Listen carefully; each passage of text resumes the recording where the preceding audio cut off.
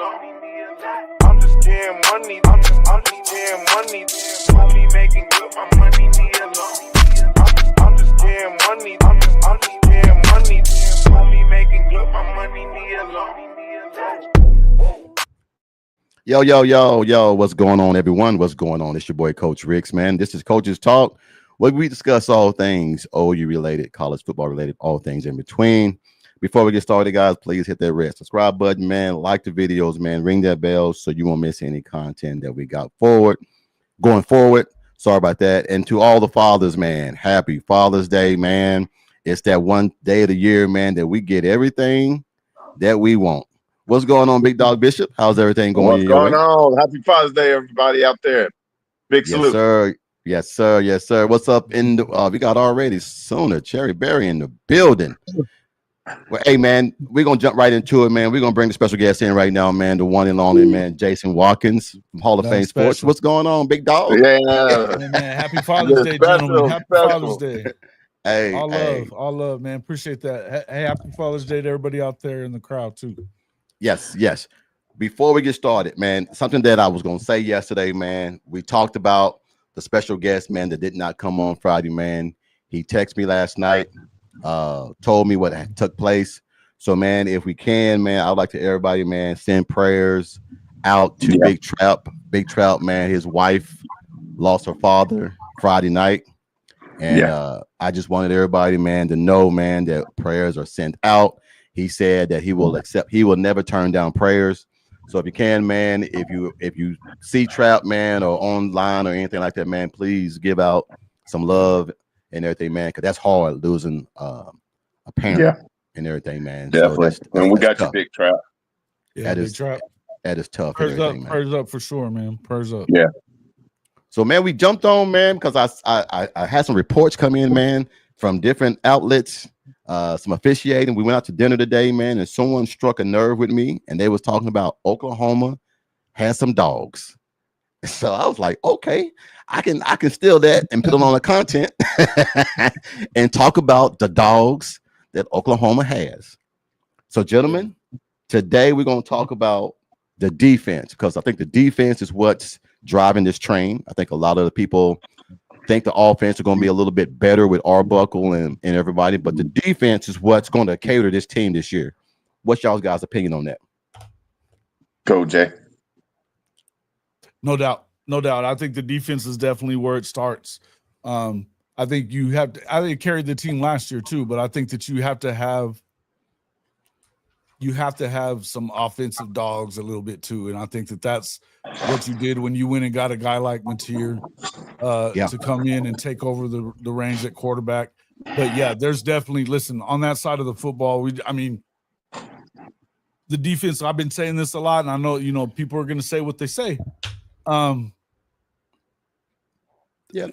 Whatever you want to say about it, the defensive line is the best in the country.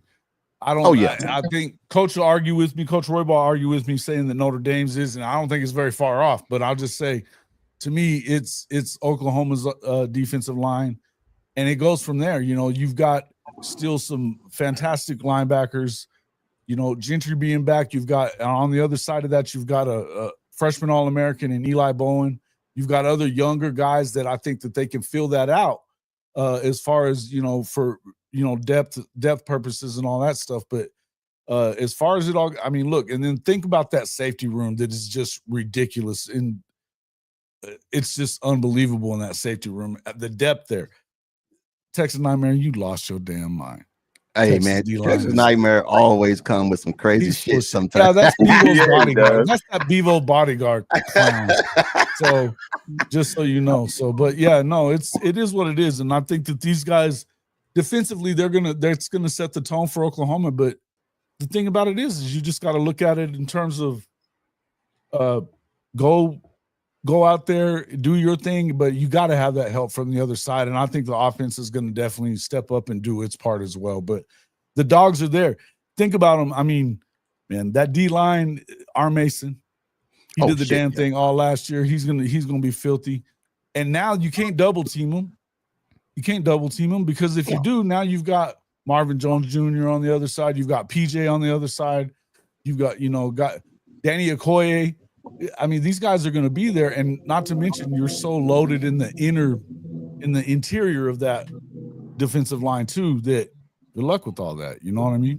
Yeah, yeah. Because you gotta. I've been breaking down film, and this squad of the front seven are the best power move and technicians that we have ever acquired. Acquired, and that's high praise. But depth wise, absolutely. Depth wise, absolutely. Because understand, we ain't even talked about Strong, Nigel. There's a lot that you start looking into it, and then you got Gilmore. It's every time you look into our depth, there's people that have been mentioned throughout the time when we've been in the fire pits that everybody's been accentuating. So the key is, when you have competitive depth, when you keep naming a name and then somebody else pop up a name, and you know that they're as equal to that person that's in front of them. Hey, Mike, before you start, Kimberly K, please stay in the lobby. I got a question that has your name on it. Yeah. I got a question. Ooh, Yeah. Jason said, Kimberly K got that question. Yes, so stay in the lobby. Mike, what's your thought? What's your thought, man, on us having the big dogs? Jason said it, and Bishop, I'm just going to piggyback off of them. I mean, we got the dogs, and these dogs, I'm not talking little chihuahuas biting at your heels. I'm talking junkyard dogs. When the sun goes down, you sneak into our junkyard, we're going to bite you in the ass and take meat. And from what I'm seeing, to one is Stoney. I look for this to be his breakout year. He's from what I've heard, he's got the weight, he's got the size. I look for Okoye and PJ to do some major contributions on the defensive line this year. R. Mason Thomas, him and G Baby and JJ is going to do their thing. Yeah. And Jaden Jackson wasn't. Nigel Smith. Jaden Jackson wasn't a freshman All-American last year. Nigel Smith. And then when you move it back to the linebacker core with Kobe McKenzie, Sammy Amasigo, Kip Lewis, and then when you got our stellar, I'm going to say it, stellar defensive back core, with Reggie Powers III, Kendall Doby, Mike Boganowski Jr., Gentry Williams. I mean, it's going to be tough moving the ball on these cats this year.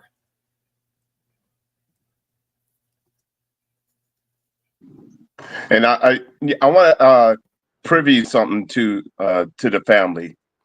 When I broke down the film, what's the strongest is that we'll be able to run that forefront and still be able to cover in the backfield.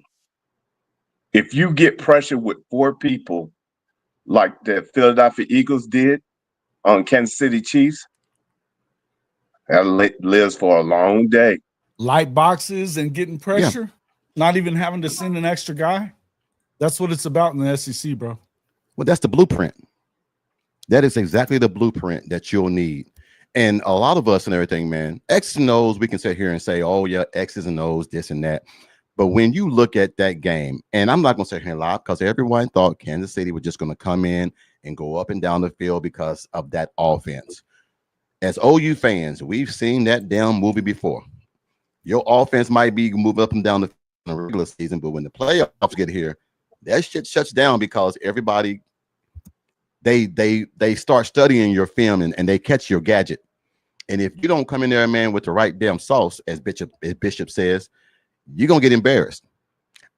I think this defense, man, and we can sit here and compare Texas, Alabama, Georgia, some of the greats that has a defense. Ohio State, let's not forget them. Oklahoma stands among the top.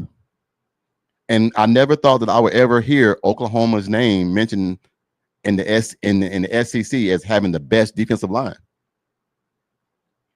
So I think we're that not the only ones saying it either. That's the whole thing. Is all yes. this shit that, you know, you can say whatever you want from Texas land or whatever, but the truth is, all the people out there that know ball, which clearly you ain't one of them, Texas Nightmare.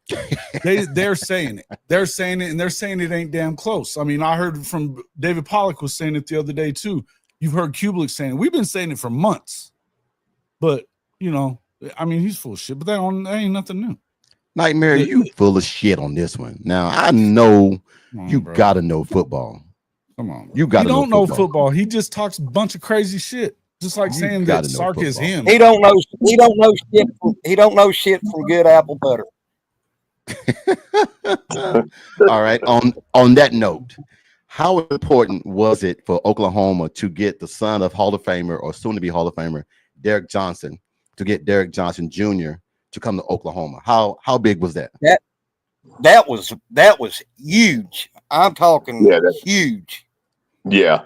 And he's a freaking Washington legacy too. That's it. That's what shocked me, that he didn't go to Washington. Now we traded in one of ours for one of theirs. Of course, Norman High, you know, wide receiver, went to go to Washington. Which, hey, nothing but love. It's just because you're a homer and hey, just because you're a homer and you don't go to OU, nothing but love. But we gave them one of ours. We took one of theirs and everything. Yeah. So one on offense, one on defense. As we all say it, we got enough weapons on offense, so I can lose that. You give me that strong physical presence on that cornerback side, I'll take that shit all day, every day. Yeah. And you're right. You're right, Coach. When we lost that kid to Washington, I didn't lose any sleep or cry over it, because when you look at our wide receiver room right now, how much playing time would that kid have got anyway? Man, look, that wide receiver room, I'm gonna tell you right now, I will be biased, and I'm gonna stay biased. JJ is going to shock a lot of damn people this year. Yep.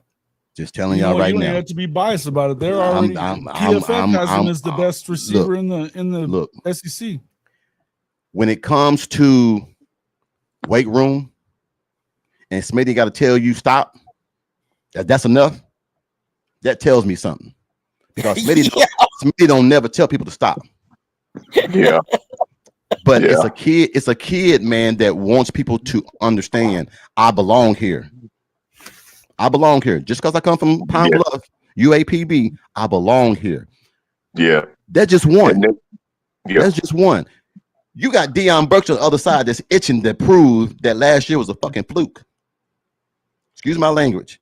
There was a fluke. So just those two. Jaden Gibson too. And Jaden Gibson will come there and see. This is where we come into. We're gonna start talking about. We're gonna later on down the road, Jason and Bishop and Mike. We're gonna get on the podcast and we're gonna break down position, player by player position.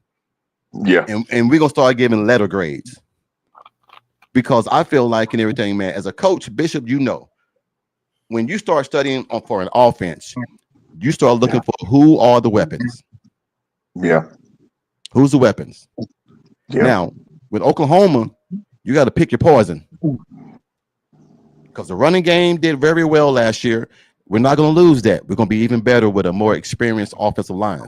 But now you bring in a quarterback that's not going to be fumbling the ball like it's. I ain't going to say that shit. He's not going to fumble the ball. He's going to be making plays. He's going to put guys in the right position. My question to you guys is, do you think Mateer is built for the challenge?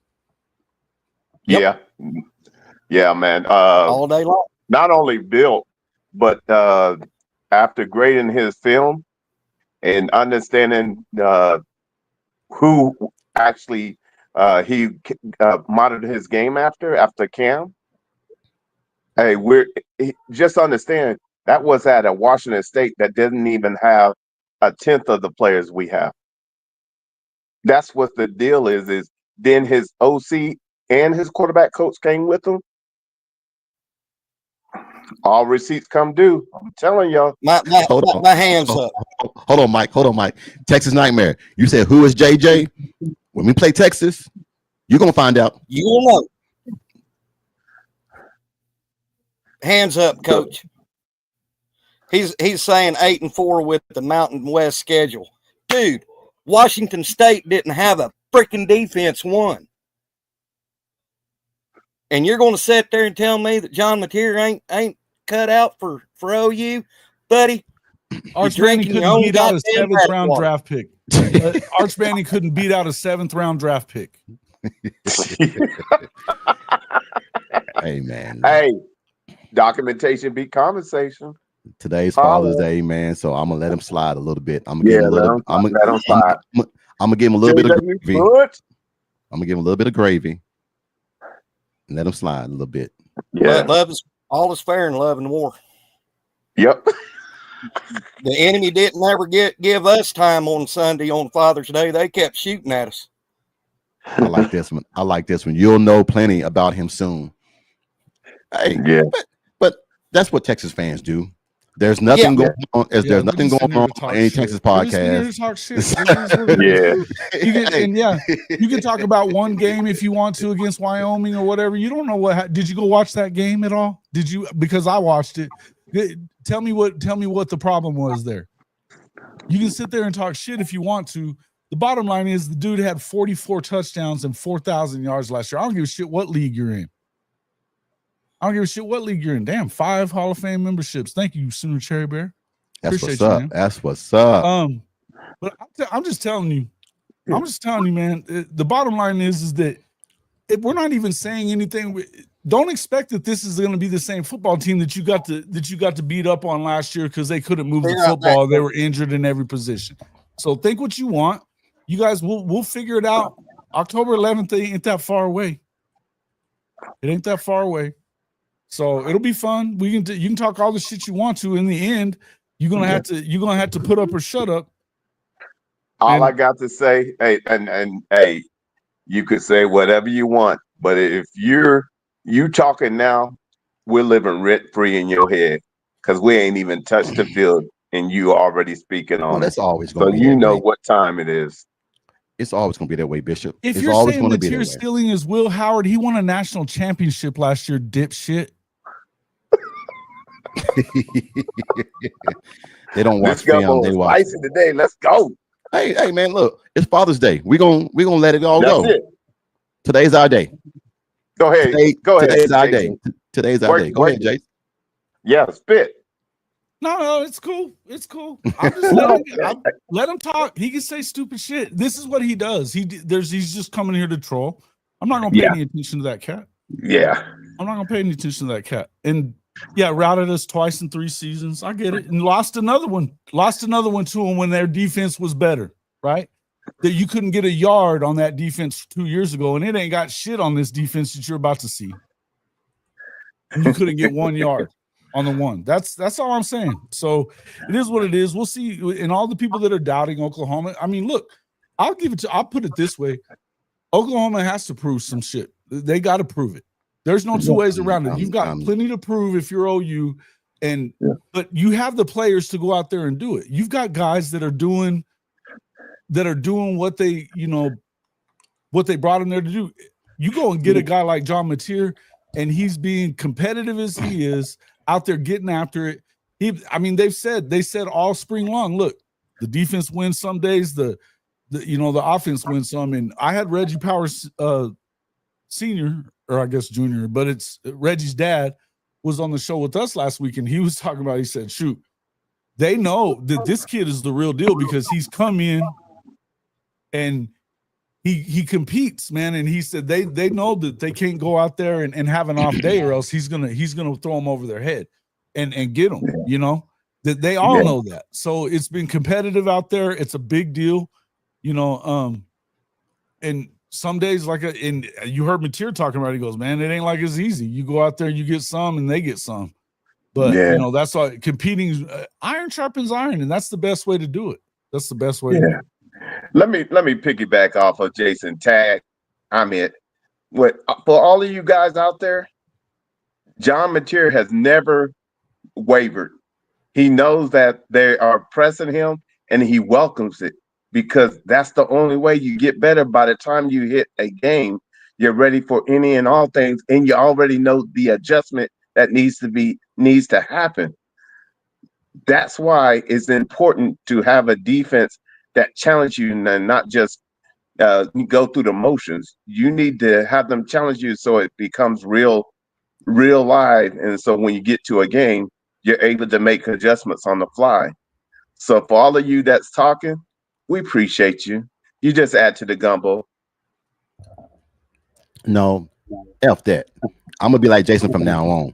You come here talking crazy shit, I'm just gonna time your ass out. So he's in timeout right now. I don't mind you talking crazy. All you're hearing about is JA, but JA hadn't started a full season and went out there and put up numbers.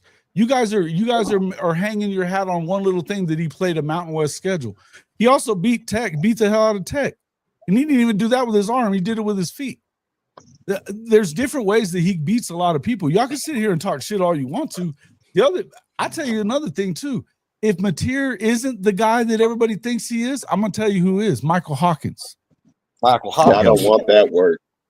Y'all don't want that word. I'm just gonna tell you. I mean, and let's just be real about this. They're not just gonna allow somebody that isn't good to stay in the game. That's not gonna happen. And Michael Hawkins is developing. He's developing completely. So it is what it is. You can say whatever you want. He didn't. You know what? That it wasn't that he couldn't beat out JA last year. You don't understand the inside of what was going on in that locker room and throughout that program last year. You guys talk that stupid shit like you know, and you don't know. Yep. Kobe TS, I'm going to break this down for you without cursing. We had. Hold on. Damn that. It's Father's Day. Go ahead. Go ahead. Spit your fire. We had a fucked up offensive coordinator that didn't know his ass from a hole in the ground, followed by another offensive coordinator that didn't know shit from good apple butter. Now you're going to sit there and tell me that I ain't buying Texas bullshit this year. Sorry. I ain't buying. Well, check this out. We keep talking about the Mountain West schedule. It's just Texas that reloads. Yeah. They got all these new guys everywhere, but it's Oklahoma that's bad, right? Yeah. Look, we keep talking about Mountain West schedule. I'm tired of hearing that shit. Diago Pavia played in a worse conference than the damn Mountain West. And he came in here and was cooking everybody's ass. Now, here's the difference. That was at Vanderbilt. Vanderbilt ain't got what Oklahoma got. So now you're getting a guy that's a little bit better at getting the ball to skilled guys. That's from a better school, a Power 5 school. But he don't get the same credit as a guy that came from a damn, I don't know what New Mexico State conference they're in. But it ain't nowhere near a damn Power 5. Sun Belt. So that means you playing my old college, UALR, University of Arkansas, Little Rock, and Sun Belt. You playing guys and everything, man, that play basketball. They want to put jersey on and play football for a damn season. So all I'm saying is, man, John Mateer is going to come in there with a better defense than he had at Washington State. That means something when I know that I ain't got to go out there. Lincoln's problem is he had quarterbacks that knew I got to go out here and outscore these people because our defense is trash. They know. You got to score 40 and 50 points, and we were still losing the damn ball game. You give John Mateer 40 points, you ain't winning that goddamn ball game. I can tell you that right now. There might be a team that might come in and might catch OU off guard, but it won't be 40 points off guard. What was the worst team to beat them last year? Texas? Because they had no offense, no nothing, right? So that was 49 points. And how many 9-and-outs, Jason, how many 3-and-outs did Oklahoma have? 4-and-outs they have. 9 straight. 3-and-outs, 9 in a row between the second to the third to the fourth. You give me 9 in a row, I'm at least get 3 field goals. At least. Yeah. I mean, they only put up 34 on that. And look, they only gave up 16 yards to them in the first quarter. If they had any kind of offense, that wouldn't have been what it was. It is what it is. It is what it is. But I'm just letting you know. Man. It's going to be what it is it's going to be what it is. And you guys can think what you want. And I don't expect Texas fans to agree or like it or believe it. Yeah. No. Yeah. But, all right. Well, now that we got that out, I want these all these Texas fans to listen to what I'm about to spit. The bottom line is you don't have what you had last year, and you were better suited to win last year. This year, you better keep all your receipts, because when they become due, we want the same energy that you got right now, because I'm telling you, without a doubt, the firepower on both sides of the ball, plus a kicking game, we're about to come straight to your dome, and you're going to have to deal with it front and center. That's all the talk I need to do. Okay. And then somebody said, but y'all are Duke right now. Dudry Price. We're who? Dookie Price. Oh, Dookie Price is his name. Yeah, Dookie but y'all Price. are Duke right now. Okay. And then when we beat you, I want you to come on here and take that fire that we're about to put on Yeah. your Hang your banner for going to the playoff the last 2 years. I'm going to tell you, Texas, you tuck Texas fans in the chat right now. Last year on another podcast, I made a friendly bet with some Texas fans, and that if Texas won, I would throw a horns up. I was man. You remember that, Bish? I was man enough. I went horns up and gave you your props. Now you tuck Texas fans in the chat. If we beat your ass, why don't y'all come to this chat and give us our flowers like I did y'all? Or are you? They can't do that because they're gonna make excuses. They're gonna make excuses. They're like Texas fans is like assholes and excuses. Everybody got one. But I don't know why we keep showing Texas fans on here love. I mean, I don't even. No, man, we don't have to either. It's the Red River. It's Red River hate. Fuck them. Because this is what it is. If we look at the top players, some of the top players, some of them that I had on my list are Mason Thomas. We all know that he's going to be a beast next year because he couldn't be stopped last year. He had to get double teamed last year. You cannot double team him this year. I wish you would double team him. Please. We got pick six, Kip Lewis. Yep. All he does is score more points than Jackson Arnold. Had to throw that in there. Had to throw it in there. You got Eli Bowen. Now, Eli's gonna be a cheat code because he really can.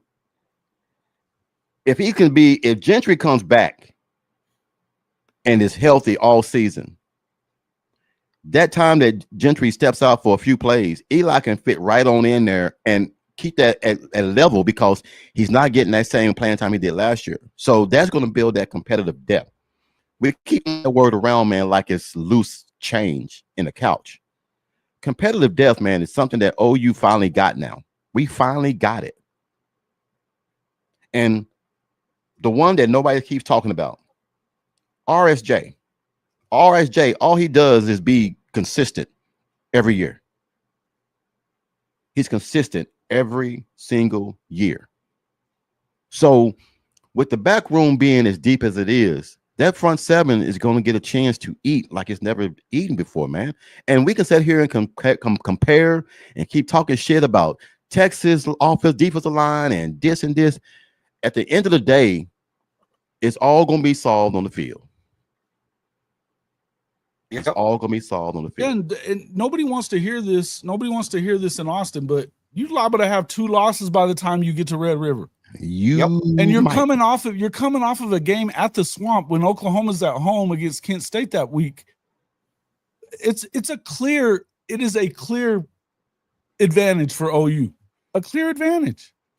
Not to mention the fact that you got a first-year quarterback and OU's going to have a nasty defense that's going to come at you. And BV is running that defense again.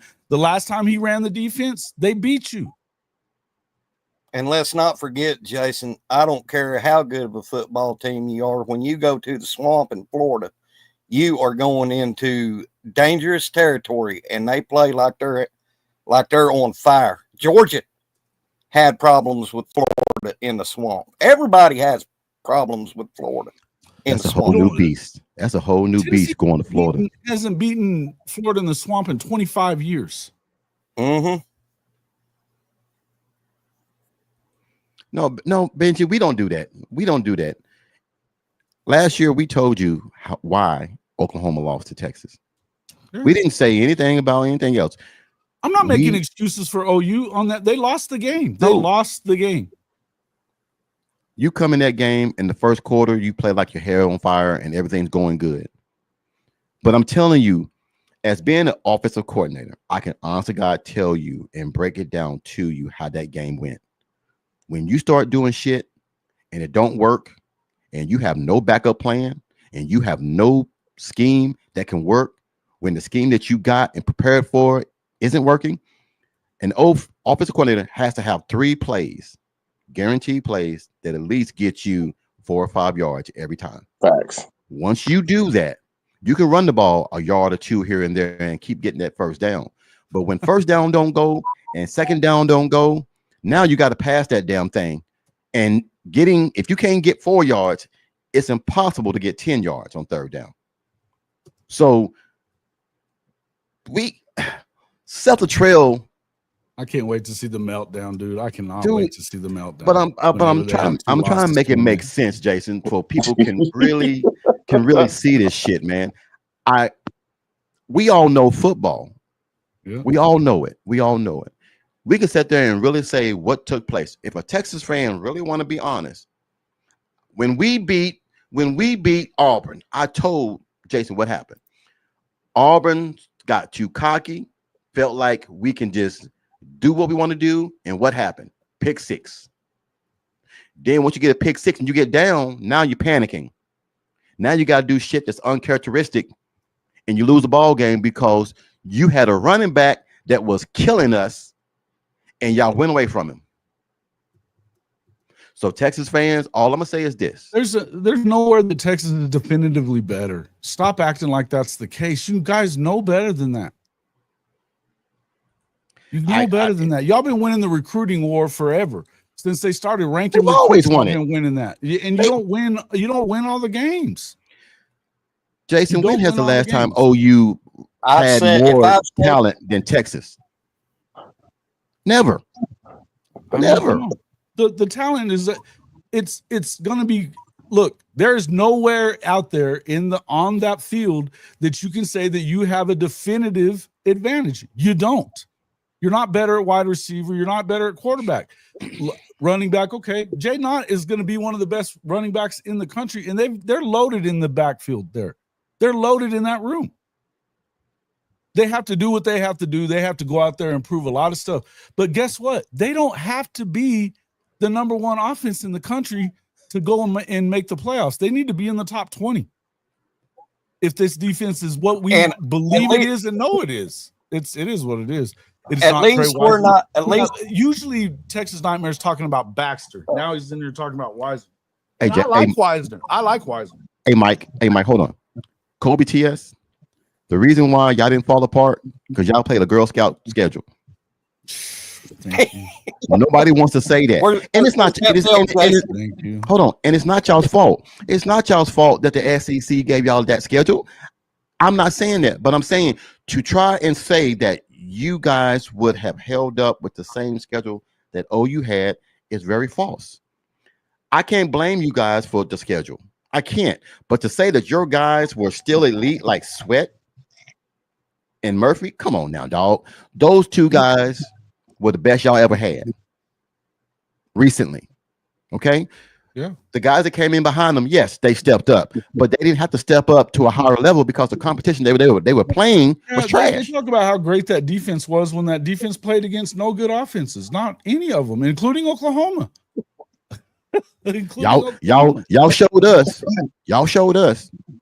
We got a OC that got amnesia. Yeah, and dude, all your best, top 6 wide receivers are out. When that happens, there's no way that you can expect anything. It was what it was, man. It was what it was. I'm glad that they feel the way they feel. It's gonna be fun when we get to October 11th, because the meltdown is gonna be epic. Well, you know they got that game. At least we're not like Texas. At least we're not like Texas fans getting beat by the worst Oklahoma team in history by John Blake's team in the 90s, and we've never been beaten by Texas's worst. Check and mate. All right, gentlemen. This is from ESPN. This is from ESPN.com. Set the Oklahoma win total. They got Oklahoma at 9. ESPN has Oklahoma at 9. Tell me, what does last year really have to do with this year? It anyway, doesn't. Though? What does it have to do with this year? It doesn't fucking matter. It doesn't matter. Last year doesn't have nothing to do with this. Y'all won 49-0 the year before last, and then we kicked your ass the next year. We're not. You can say these things, but it doesn't mean you're going to win just because you did last year. And I find it hilarious that all the hype that's out there about Texas being the best team in the country. And here's the deal: that may be the case, except for you're new everywhere, just about. In the places that matter, you're new. So everything has to go perfect. And I just don't see it going down like that anymore. I just don't see it. Me either, Jason. Texas by a large margin. Oh, okay. Yeah. Dude, you guys need to. It is what it is, man. It's fun. It's going to be great. We're going to have a lot of fun with it all year. And y'all can feel the way that y'all feel. But the good news is that you don't have nothing that you can say that tells me that you're better than Oklahoma on the D line, in the secondary, anywhere on that defense. I don't believe that you're better anywhere. You're not. Is Sooner Cowboy in the comments? No. Has anybody seen him? Sooner in Texas? Sooner in Texas? I thought I saw earlier. Texas is in here, yes. He just sent me he just sent me an email. He said, maybe I'm not a public personality or a coach or an ex-player at a high level. I'm not good at X's and O's. I'm just a Sooner fan with a big mouth. Well, ain't nothing wrong with that. Look, Jason, I agree with you, but this is what's gonna happen, man. We're gonna continue this bickering back and forth until that damn game is played, or until Texas loses their first game. Then we're gonna get on here like we always do and break down why they lost, and Texas fans ain't gonna be able to take it. And then when they lose again against Florida, we're gonna get on here and we're gonna break it down again. They ain't gonna like it. It is what it is. You guys have always beaten us when we don't have no quarterback, no OC, or no 6 receivers, or no offensive line. When we got all of our shit together, we always spank that ass with baby powders. Always. So I'm okay with the bickering back and forth, because that's why we play football, and that's why we love it so much. I love to talk, but at least come out here and say some shit that makes sense. At least. That's all I'm saying, man. That's all I'm saying, guys, is that, hey, I love this. I love Texas fans come on here, man. We go back and forth and we get all riled up. But I'm saying, at least say some shit, man, that makes sense. They know what time it is. That's why we're living rent-free in their head. They know what time it is. All right. Now, switching subjects, and then we're going to come back to this. Kimberly K, you still in the lobby? You still in the comments? I got a question for your ass. I got a question from an Emily. Is she in here? Kimberly K. I know she is. I haven't seen her lately, but I think she is. All right. This listening. Bishop, I got another great question, man, like Tony gave us. Okay. Emily Jones from Pigeon Forge, North Carolina, which I didn't know there was one. It's right outside of Raleigh, North Carolina. She said, Coach, you and Bishop did the 7-on-7 for the all Oklahoma football team. I would like for you guys to do the best OU softball team by position of all time. And Jason Whoa. said, shit, Kimberly K got that one. He said Kimberly K got that one. Now, I know some of you guys do softball, some of you guys do not. If you can, put it in the comments. We're going to go by position, and I want to hear all y'all's answers, all right? All right. Jason, you good? I'm listening. All right. I'm gonna sit most of this one out, but I'm listening. All right. First base. 2 people. Okay, first base. I got here's my 2. I'm gonna give you my 2, and then y'all give me y'all's. I got Shay Knight. Yeah. And I got Lauren Chamberlain because she played first base. Those are my 2. Okay. Yeah. I can Anybody go with else? that. Yeah. I don't see anybody else there. All right. Second base. Tiara Jennings is the only one I got. Yep. I don't know another second base. Tiara Jennings, hands down, the GOAT, the second base player. Tara Jennings. And hey, guys, in the comments, if you got some names, throw them in there. Yeah. And then we'll go back to the questions That's about all Texas. I can remember right now. Yeah, let's go with Tara. All right. Shortstop. I got one good one, and it better be on everybody's damn list. Shortstop. Grace Lyons. Grace Lyons is one. And Grace Lyons is one. Who's the other one? I'm gonna say this, and y'all can shoot me if you want to. I'm gonna say Gabby. Gabby, yeah. Gabby Garcia, no doubt. Y'all can shoot me. Y'all can shoot me. I just don't think of it. I don't know anybody else. Me, Dims don't. That's all I can come up with. Now, but Grace will be the starter.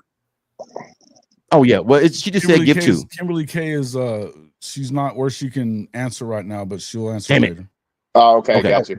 Kimberly K, send it in my email and I'll read it out. All right. Third base. Sydney Romero. That's all I had was Sydney Romero. That's the only one I can think of. What's the girl? What's the one that transferred in from South Carolina that just graduated 2 years ago? Jana Johns. Yeah. Or we can do Alyssa. Hey, shit, Alyssa Brito. She was a damn good third baseman. Yeah. Well, yeah, Lions is gonna start. I just said back up. Random. When y'all done, if can fix, give me your. Okay, hold on. Okay, hold on. Shorty says random. When y'all done, if can fit this in, give me your top back 7 defense NFL all time. Bet, Shorty.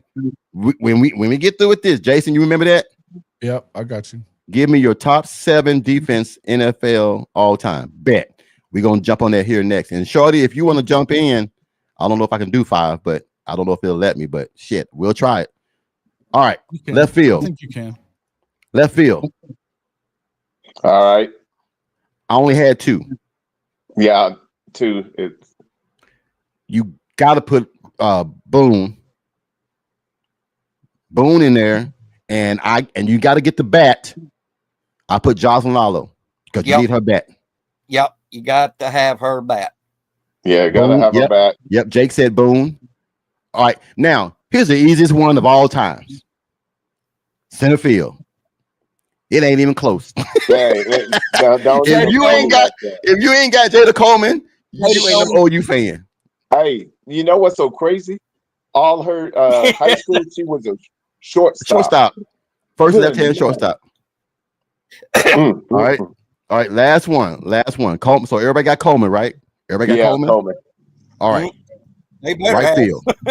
Right field. Ooh. There's only one I can think of right now that plays it right now. Yeah, they rotated. Pickering. They rotated.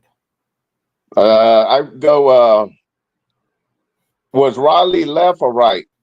Boom. Riley played everything. He was mainly rotated. But I mean, okay. Would you put the bat of Pickering? Yeah. But you can do this shit. Do this shit all day. On. Check this out. Pickering Yeah. and what's her name? Number 5 Parker? for both bats. Huh? Snow? No, that hit the home run. Go Parker. ahead, home run. Parker. Parker. Yeah. She's Oh, playing okay. in the outfit. I said Parker, and you said no. Oh, I thought I must have been drinking the Kool-Aid. My bad. Yes. All right. Hey, thank you, Emily, man. Hey, I appreciate that question, man. That was I'm gonna throw it in there. It was a softball question, but I'll throw it in there. But now we're gonna jump on Shorty's question. Shorty threw a football question in there, man, that I think that is gonna draw a lot of attention. Okay. All right, Jason, you got this. So Shorty, hold on. Let me get that question that Shorty got. All right. Here we go. I'm back. Random.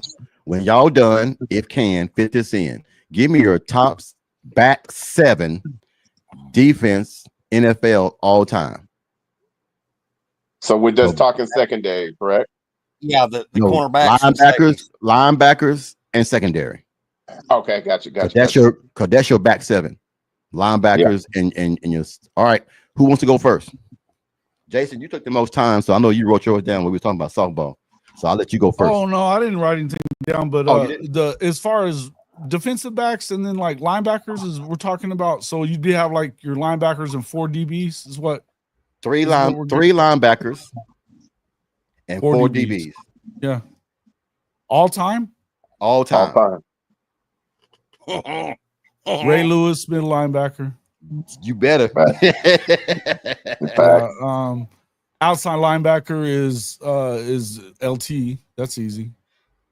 Sheesh.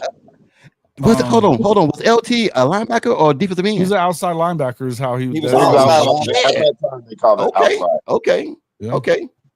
Damn. Ooh, you cooking. And then let's see. I don't know, man. Let me think about the other one, the third linebacker. There's some good ones. There's so many good ones. If we're gonna Mike do Singletary, but he's a middle linebacker too. He's a middle linebacker too. Yeah. Yeah, mine's Mike Singletary. I mean, Dick Butkus. There's a lot of dudes that have done this shit. You know what Ray I mean? There's a lot of Nitschke. really good ones. And there's guys that were great just from these past few eras. You know what I mean? Sam Huff. Hold on. Just my opinion. Are we talking OU players or are we talking just of all time? No, he said NFL all time is what he was saying. NFL all time. Well, he got Roy Williams, Boz, Teddy Lehman, George Cumbie. I'm trying to figure out. I'm trying to figure out if he's talking about OU players. He said NFL. So NFL players. He could be saying NFL players that are Oklahoma players. He could be saying that. Oh, okay, that's different. Let me try to see. Let me ask him. Let me ask him. I'll ask him on text real quick. Because then, if that's the case, all time NFL. So, but Scott Case, you had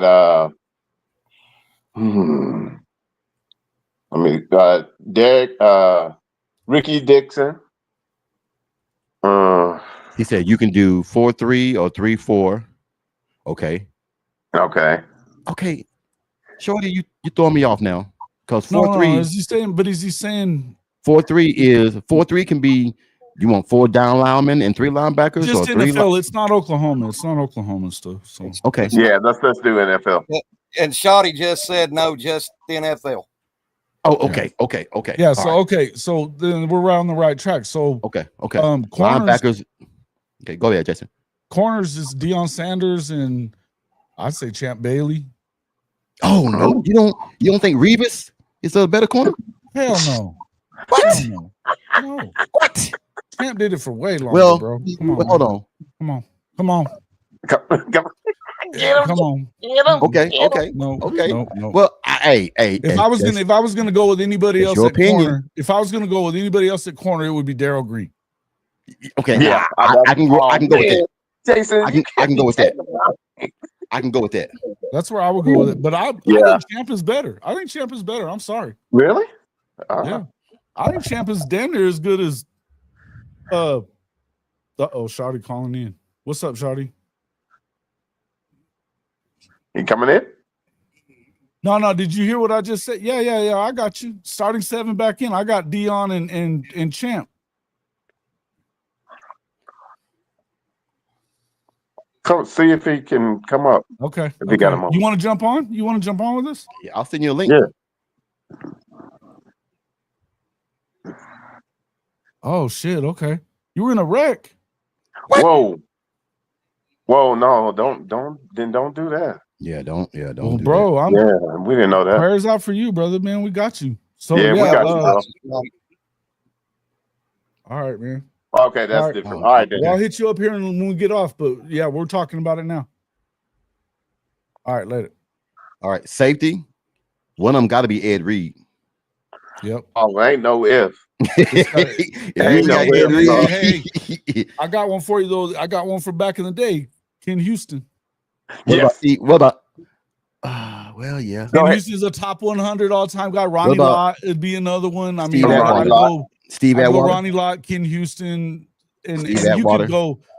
Steve Atwater Atwater. was another baller. I mean, shit, man. There's a lot of really good safeties, but I would tell you that I ended up watching an awful lot of Ken Houston, and damn. What about Cam Chancellor? What about Cam Chancellor was another good one. Yeah, one from Pittsburgh. even Earl Thomas. Yeah, he was pretty good. Donnie Shell? No, the one from Pittsburgh. Troy Polamalu. Troy Polamalu's another Troy one. Polamalu, Hell yeah, yeah. Troy Polamalu's another one. Hell yeah. Shorty, that's a good damn question, Shorty. Damn, got me thinking here, bro. Yeah. I would Did you guys, little, hey Jason, did you guys do your 7-on-7 last night on your show? Yeah, we didn't do 7. We just kind of named them off. But yeah, it's we'll get to it here in just a second. But you know, I'm gonna go with my 7. My 7 is gonna be I'm gonna have Ken Houston in there. I got love for Ken Houston. Okay. So and he's a top 100 all-time guy. He was selected Hall of Famer. So there you go. Yeah. Kobe, it's not an excuse, it's a fact. You can't do shit when 6 receivers, your top receivers, are out. What are we doing here? Yeah, let him have his own moment. Let him play in that sandbox. He all right. He's licking windows right now. And eating crayons. He'll be all right. We on the new that's topic. Jason. That's on Jason's show. That's on Jason's show. And they running sideways. They running sideways, and they talking about going all that way. Y'all gotta quit, man. Y'all gotta quit. Y'all gotta quit. Y'all ain't got shit else to do. Y'all ain't got shit else to do. That's one thing that I'm never gonna do is get on a Texas podcast and talk shit, because I don't even want to be on that podcast, to be honest. I just don't waste my time like that. I'd rather go outside and watch paint dry. Shawty got jacked up, man. Hey, man, prayers to Shawty, man. Prayers to Shawty, yeah, man. Prayers to yeah, Shawty. man. He had a motorcycle accident or something, man. Oh, Lord. Like he's My fucked bad. up. Dang, man. Man, that's crazy, man. Well, Yeah. all right. Adding to that, let's get back to this defense. We've already mentioned the back 7. The back 7, which we feel is going to be very more complete this year. Now let's get to the meat and potatoes. That front 7. That front 7 that ESPN and everyone on On3 is calling the best defensive line in the SEC. Not what OU fans are saying. This is what On3, this is what all the podcasters in the Southeast Conference, and this is what ESPN is putting out. Oklahoma has the best defensive line in the SEC, and it's not even close. Mm-hmm. All right. So, what do we want to start at? Who we want to start at? And let's do it like this. Let's go position by position and give a letter grade, so we can try to get a better understanding of who feels what is best. All right. So we want to start with R. Mason Thomas, the law firm. Hey, Okay, what's the go ahead. Let's put him at defensive end. Okay. Well, yeah, and he's an edge. Yeah, he's an edge guy. He's a D end. My letter grade for him is always going to be a B. I think he's a B plus, and has an opportunity to show something out. He's not the perfect size or any of that stuff, but Exactly. what he is, bro, he's got a lot of power, a lot of speed. He had what, 9.5 sacks last year? I mean, it was a nice year. Yeah, it was a nice year. Yeah, I'll go B plus. I spoke too quick on A. My bad. I mean, no, I hey. think he can become an A guy. But here's the thing: right now, he's not being projected as like a first rounder. Right. You know what I mean? But the thing is he's only had that one season. He goes out and has himself a season. He's liable to go second, early second, something like that, and maybe better. But the measurables wise, I think it's going to make it hard for him to go like in the first round unless he have just like a monster year, right? I'll say You B know plus A minus. You know how I see R. Mason Thomas? Yeah, go ahead. I see him as do y'all remember Reggie Kinlaw? Yeah. Although he undersized nose guard, but won the Super Bowl that with the Oakland Raiders. That's how kind of I get because of his size. Get that vibe off of him. Yeah, I got that vibe off of R. Mason. I like it. Yeah. Well, R. Mason for me is like a striker. Everybody always talked about his size, but he always got the job done. Right. Well, and he's 6'2". I mean, he's not tiny, but he's 6'2", 250. He's 6'2", 250, and so that's a little. If you're 6'4", 6'5" is what they're really looking for. Now, what he does have measurable wise is he's got those long arms where he, his wingspan is good, right? Yeah. So that's a good measurable for him. When it comes to that where you are, that's where you have to. I mean, you got to look at it in terms of production. Still matters, and especially if you're in the SEC, you go out there and have a year where you go up against SEC lines all season, especially the ones he's going to go up against, and you can get yourself 12, 14, 15 sacks. He's going to get drafted for sure. You know what I mean? Yeah. Yeah. But I think that he's. Yeah, and I think a lot of that on Ganja, I think a lot of what you're saying, and I give you love on that one too.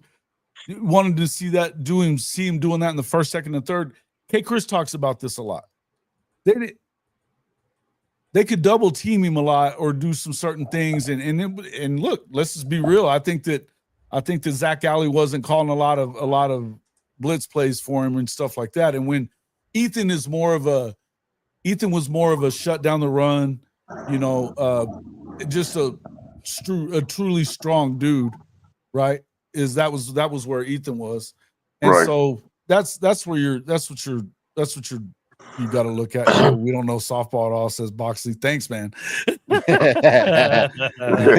Hey, man, we learning. I didn't claim to, bro. I didn't claim to. We learning. Hey, we stuck our toe in it. Yeah. But I mean, I would just say, like I said, I think that R. Mason is going to do a great job. I think that you look across, you go across the way. I think a lot of it's going to depend on what does Marvin Jones do, and and I'll tell you the other guy that looks like it's real, as far as at the edge. I mean, Danny Okoye is backing him up. He's going to get reps this year, and you're going to see they're going to get pressure this year. Yeah. Again, this is Brent calling the defense. When Brent calls the defense, there's going to be a lot of pressure, a lot of from coming from weird places and in different spots. But the point is to be able to. And here's the deal: if you try to double team R. Mason, then you got to deal with the other side, and you got to deal with that inside rush too. Where we were just talking about G Baby, man. Grayson Halton looked real good. Dominic Williams has done great stopping up the run, but I'm just telling you, dude, get rid of that guy. Get rid of that guy. They're going to be fine. That D-line is better than the D-line at Texas. That's period, plain and simple. Man, plain and simple. I don't do this hardly ever. I put him in timeout twice, and he still talks crazy. I don't ban people, but guess what? That's my first ban. There you go. I'm sorry. I don't ever want to lose somebody, man. I don't want to get rid of him. I don't want to lose people. If you're just here to act stupid, yeah. And yeah, Marcus Strong, that's the other guy that nobody's really said a whole lot about him. Nope. Oh, I got a grade on him. A monster. Yeah, a monster. Right? But yeah, if I'm grading just R. Mason, I think B plus, whatever. I think he's got an opportunity to be an A. He's definitely huge important to this defense. this year. Huge important. But that's the next guy. That's the next guy that we got in here, Grayson Halton. I got him in, and we can put Grayson, and then we can also do Dominic and everything. They got the same position. We can grade both of them because they're 1 and 2. But I got Grayson Halton and everything starting over Dominic. Do y'all guys feel different or what? Grayson Halton. Yeah. You got him starting over Dominique? Yeah. Okay. I do. No. I don't even. I think they're 1A and 1B. It's Dominic and Jaden are the starters, but I don't think that I don't think that the starting matters as much. It don't matter. Just the rotation. They're rotating That's what I'm saying. 6, 7, 8 guys there. I mean, they've got a serious rotation, and you're gonna see him stay and say. I think you're gonna get a lot of. He's gonna get a lot. They're more than 3 deep at both D-line positions. I'm gonna give you a little insight. G-Baby has been training with some NFL players up in San Diego, quiet as kept, and he's been training in the sand. Okay. So when I say that he's preparing for this year and he's working on his technique and his strength, he's coming back and he wants all the smoke. And I'm telling you, when I'm talking to his dad, he's like, his dad said he's ready. So, all right. So what? So okay. So Dominic and everything is what? A- or B? I want to go A-. Yeah, I'm gonna go with. I'm gonna just go A-. Just because Dominic. Yeah. I think he could be better. But here's the thing. Here's what he did. He did a great job. He got 30 tackles again. That's about what they get. His job. Yeah. He's not going to be a sack guy. Right. He's not going to be a bunch of TFLs guys. He's going to plug the line, which is what some of those guys don't get a ton of stats. Right. You know? Right. It's just not. I think he's one of those guys that's going to make sure that you are solid there. You're not running up the middle on this Oklahoma team. I don't think you're going to run on this Oklahoma team much. Yeah. I don't. So well, I mean, there's some people that think that. There's some people that think it is. I think that you B plus. I mean, guys like that. I don't know. I have a hard time giving guys A's until we've seen them be like that. Like, you know. Well, I don't give A's because when you give A's, they feel like they've made it to a point. What do they have to improve? I mean, I think that there's some improvements to be made there, but I think he's as good as anybody else. I mean, you know, for that position that he's playing, I think he's going to be great. And there's a reason. But here's the thing. He may not start over Stoney. Yeah. He may not. Well, what about this? What about Adebawore? He's a guy that needs to prove because he's had some injury stuff that he was nicked up pretty good last year. He was coming around and playing a lot better, but he got nicked up quite a bit. But I think, he's probably in the C's right now, but with a lot of room to grow. I mean, absolutely. The ceiling is way high. Way high. Who's this on, Jason? PJ Adebawore. Yeah. Well, you know one that people are not talking about, and I'm shocked, is Okoye. I don't know why nobody's talking about him. And I think that this year is going to be his year that he shines. Oh, I think a lot of people are talking about him. A lot of people are talking about him, Coach. But the thing is, we don't know the final deal, but that's just it. There's no starting. Let's talk rotation since we said competitive depth. I consider him a starter. And if you make the too deep, you're a starter to me. Yeah. Now, Jason, you've been very high on Nigel Smith. You've been very him. I think he's a kind of a tweener guy, but I love Nigel Smith. I think he's going to be able to. Now, are they going to play him more of an inside now? Or are they going to play him more of an outside or what? I think it kind of depends on where they need him. I think he's going to slide in and out because he's up to 280. That's probably about as high as he's going to end up getting because he wants to be able to move inside and out. And I think that there's going to be call for him to play both places at some point. But I think that right now the plan is that I think they want to use him on the inside as a 3 technique. Mm-hmm. Yeah, he's a technician with his hands. He's Brother, one of he's the got few. serious talent, man. Serious Yeah, talent. Athleticism is through the roof. yeah. Now, here's the one that everybody's been talking about. He left for a few days and came right back. Stoney, David Stone, 6'3", 315. 315. Now, we know where he's going to be. He's going to be right in the middle of all of that next to Jared And Jackson. this is the guy that has the ceiling that is through the roof. I mean, I think Jaden Jackson was clearly the better player last year, and he's heavier. He came in heavier. I think he came in a little more polished and ready for what they were doing. But David Stone has the tools to be a number 1 draft pick type of guy. That's who he is. So, I mean, does he get there? I don't know. I mean, I think that there's a lot of stuff that's going there, right? You know what I mean? It's just one of those deals. Yeah. But I would tell you that Stoney is a right now low B, probably working towards the rest of it. I would not be surprised if he took Dominic Williams' position. And Dominic Williams has said he wouldn't be surprised if Stoney was starting. Yeah. I will say this with Stoney, he was really taken by how Jaden took to it. So it actually propelled him to want to get better. I see him getting 7 sacks this year. That'd be great. Be great if he, I because could, you listen, gotta that's a you lot gotta of look sacks at from the interior. But but he's got, listen, the again, speed, athleticism, and size. You add all that together. I mean, it's a unbelievably good. It's a good combination. It's something that is absolutely deadly. So I think he's motivated. I think he's super motivated for all of that. Part of his salary is going to depend on if he hits.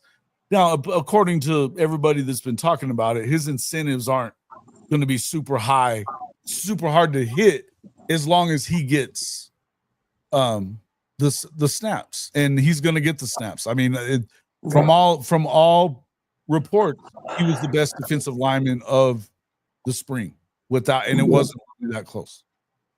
Yeah. When from his own mouth, he admitted he finally took to actual the weight room. Before he was just pure technique and a little bit of weight room. Now Smitty has worked with him to help him get 3 and 4 plates now. And that's a huge, when he missed it, that tells me he's all the way in, and he really wants to show and prove that, hey, he's there for the long haul and that he is the elite player that we saw him to be. Yeah. All right. So who do we got on the other end?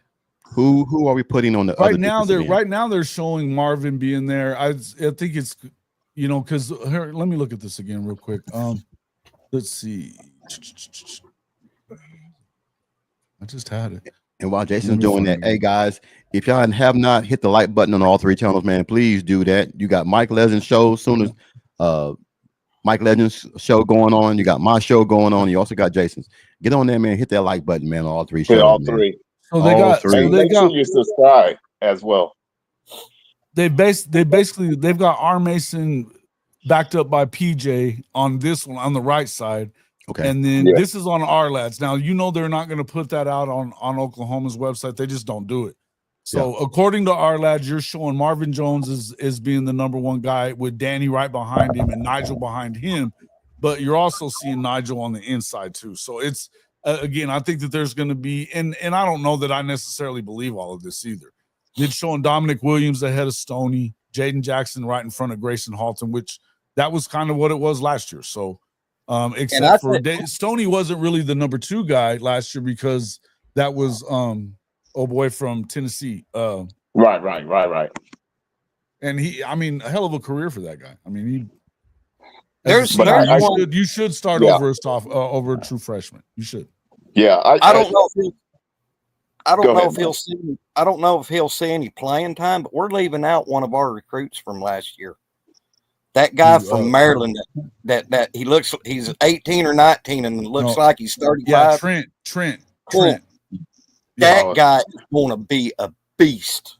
Yeah, he is. And that's a guy. I'm not necessarily leaving him out. We were talking about the No, starters. yeah, we was about to get to him. Trent But you Wilson. good. Trent Wilson. They're showing him as behind Grayson. Wow. Yeah.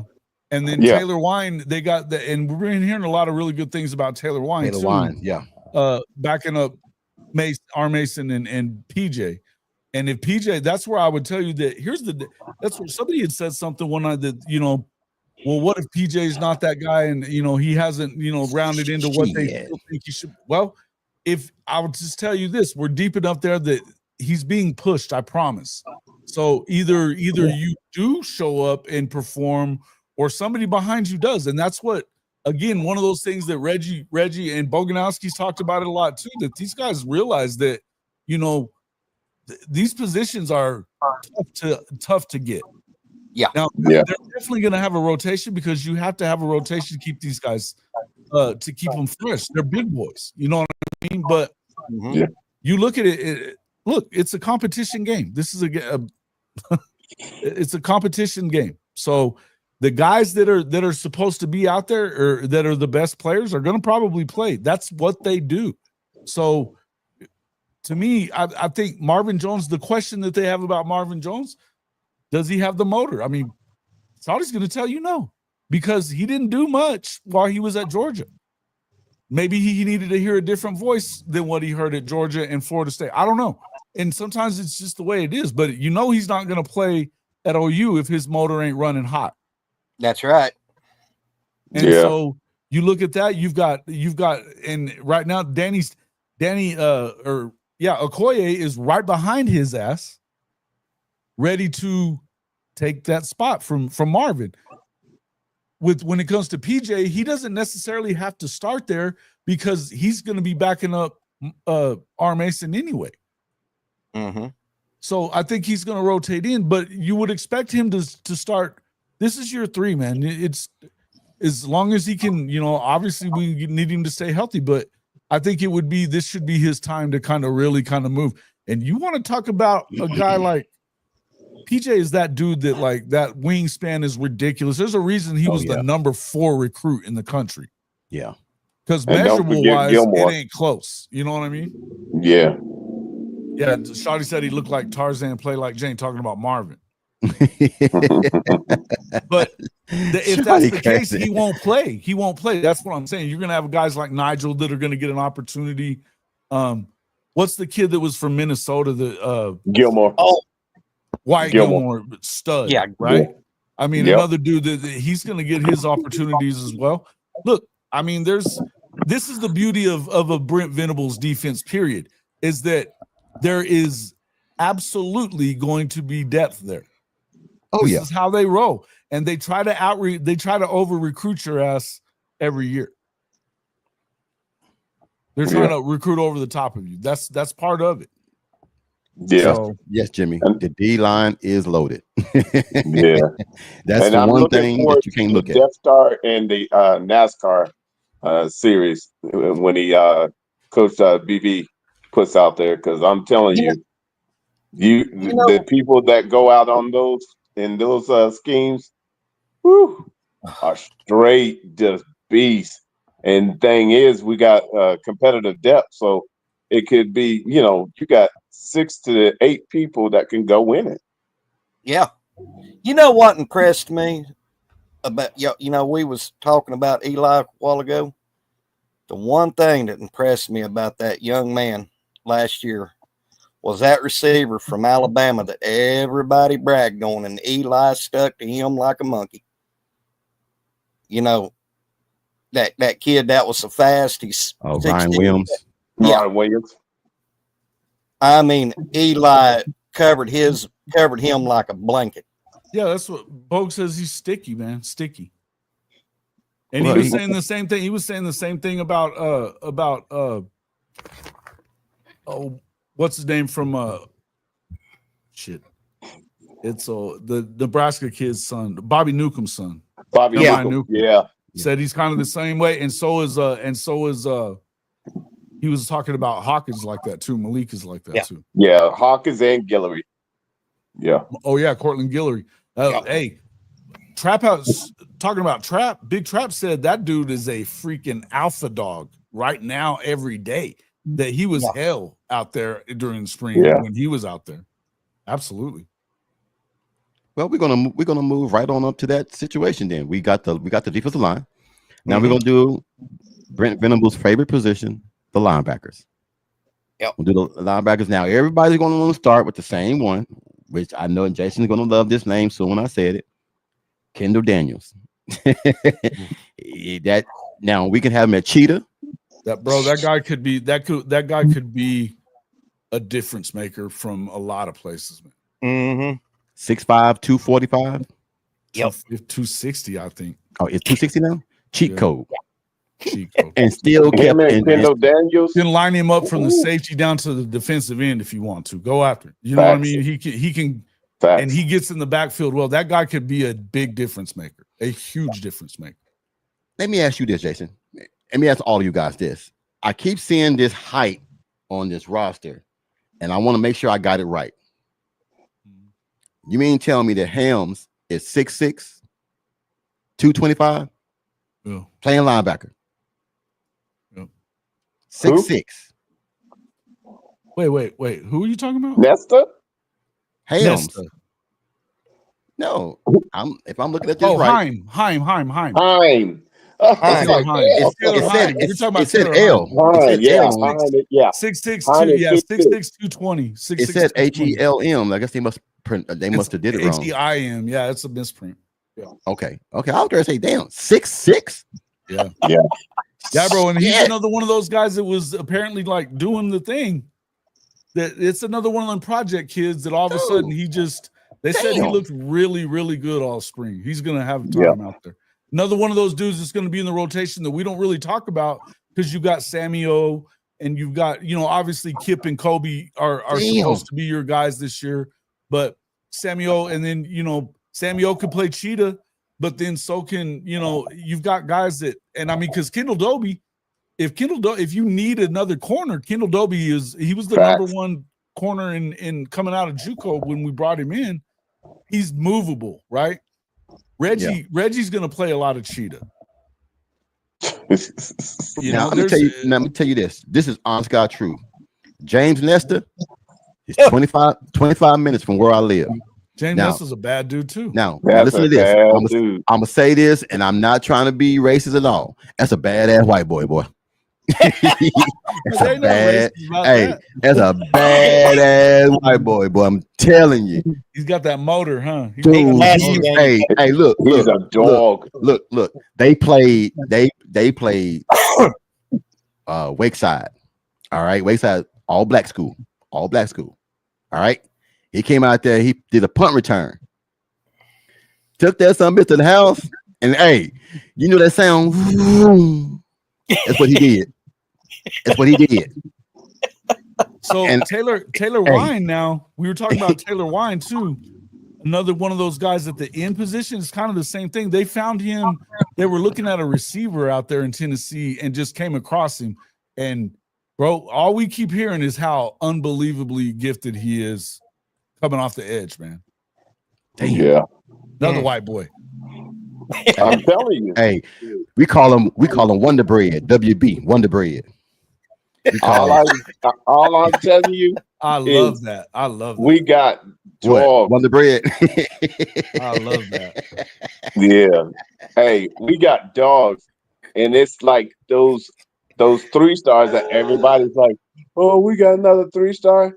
All I know is this coaching staff knows how to develop, because all of a sudden they become dogs.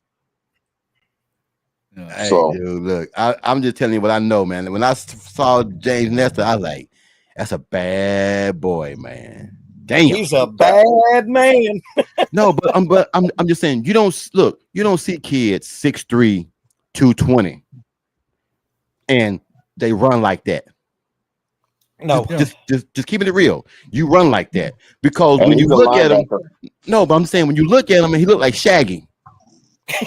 But boy, let me tell you, you better put your shoes on, cause I'm just telling you, man. Hey, he's our sunshine. because they gonna like, oh, sunshine, and wait till he hit them.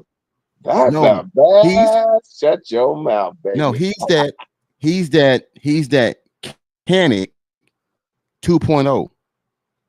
Yeah. He run like that, guys. I'm for real. He run like that. And He's in that 4-4-4. He's in that 4-4-4-5 thing. It ain't no, I'm just keeping it real. These kids from Wakeside, man, they got some studs. And they go to Alabama and they go to Georgia and they go to Florida. But I'm saying, when he outran all of them, he said, come get some of this Wonder Bread.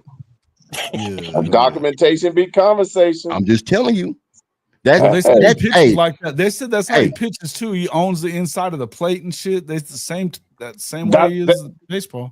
Hey, yeah, that's what I'm saying. So he's a pure athlete. Look, that stigma that white kids can't run, shit. Oh hell, we talked I'm about. telling y'all. Well, we were talking about. Hey man, we're getting stuff. Teddy Lehman being a 4-3 guy.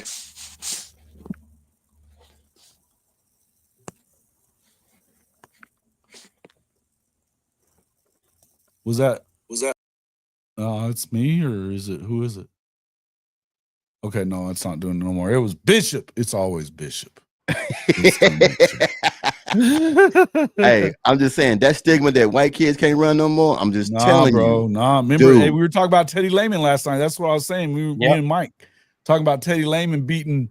Who did he beat in the race that we were talking about? Torrance Marshall. Yeah, that's what, and that came from D-Mac talking about that shit. Hey, Jesse, I can check with Coach McKinley. He'll let me know how fast Nesta is. That's Huntersville High School coach. I can find out how fast he is. But when I saw him run when I was officiating, let me just say this. I'm just letting you know that white kid can run, man, because all you heard in the stands was damn. And black parents, we ain't gonna sugarcoat it. You heard it. Hey, look, you heard it in you heard it in the stands. Boy, that white boy can run, boy. Don't let him fool you. He looked like Shaggy, but he run like Dion. Hey man, that's what position is he going to be, coaching, Jason? Linebacker. How's the sideline to sideline look? I'm just telling y'all, man. Well, those are the guys that he goes and gets. It's the same with Samuel Omosigo. He was as good a tight end and kind of played some running back too. Yeah. That's my favorite sports movie right there. He said, Coach Riggs, white man can run, they just can't jump. Oh yeah. Man, you got them white corners out there too right now. Kerry Bear, thank you, bro. Tampa Bay for the Super Bowl. Oh shit! Hey man, I hope so, man. Baker, look, they got a squad that can do it. They were. I'm gonna tell folks this, man. Pretty close the last couple of years. Baker's been balling, bro. Baker has been balling, man. He has now. Coach, thanks, Coach Rick. Can't wait to hear. Hey man, look, I'm just telling y'all, man. Ain't nothing funnier than going to all college or school and watching some white kids come in and the white kids ball out and you hear the parents, boy, that white boy fast as hell. Yeah. And then you start telling them, you better back up. You better back up. I was a little slow for a receiver. Now, my granddad was fast as shit, but I wasn't really that guy. I did that shit one time and they started laughing, so I keep it. Hey, that's a bad white boy. I'm telling you, man. That's just all I can say. Hell yeah. He said, I was always a slow white boy. I guess that's why I was like slow wrestling. For a receiver. I wasn't super slow, but I wasn't speedy like my granddad was. Man, he still has a state record in New Mexico. Damn. Yeah, it's pretty wild. Dude, but that shit funny as hell. I just didn't drop footballs. That's why I got to play. I didn't drop footballs. All right. Bishop he'll be back on here in a few minutes. All right, so now we're going to linebackers. We got Kendall Daniels. Then we got. Shawty said some oxtail grease spilled on Bishop's mic. He said he's back. He said he's back in there though. Oh, I'm sorry. There he is. There he is. Okay, my bad.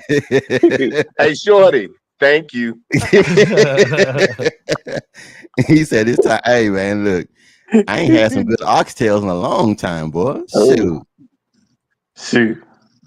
I'm thinking about going to Texas and try some of these candy red oxtails and everything, man. When we go to Texas for the bowl game. That shit Better is have funny. some collard greens with him too now. Man, you know what? I ain't a collard green person, man. I know that's not country of me. Oh, I'm going to jerk your country license, buddy. Man, I just don't do. Hey, man. I just don't do that. Now, you give me some fried okra. Oh, Boy, look. You give me some fried okra, man, you're going to have a hook and jab session. You can try fried okra, pickled okra, any kind of okra. I'm eating it. All right. Say what? I said I'd fight you over the pickled okra jar. All right. Oh, Shorty, come on now. You can't say that. I'm not black because I don't like collard greens. Okay, what about this? I love hot water cornbread.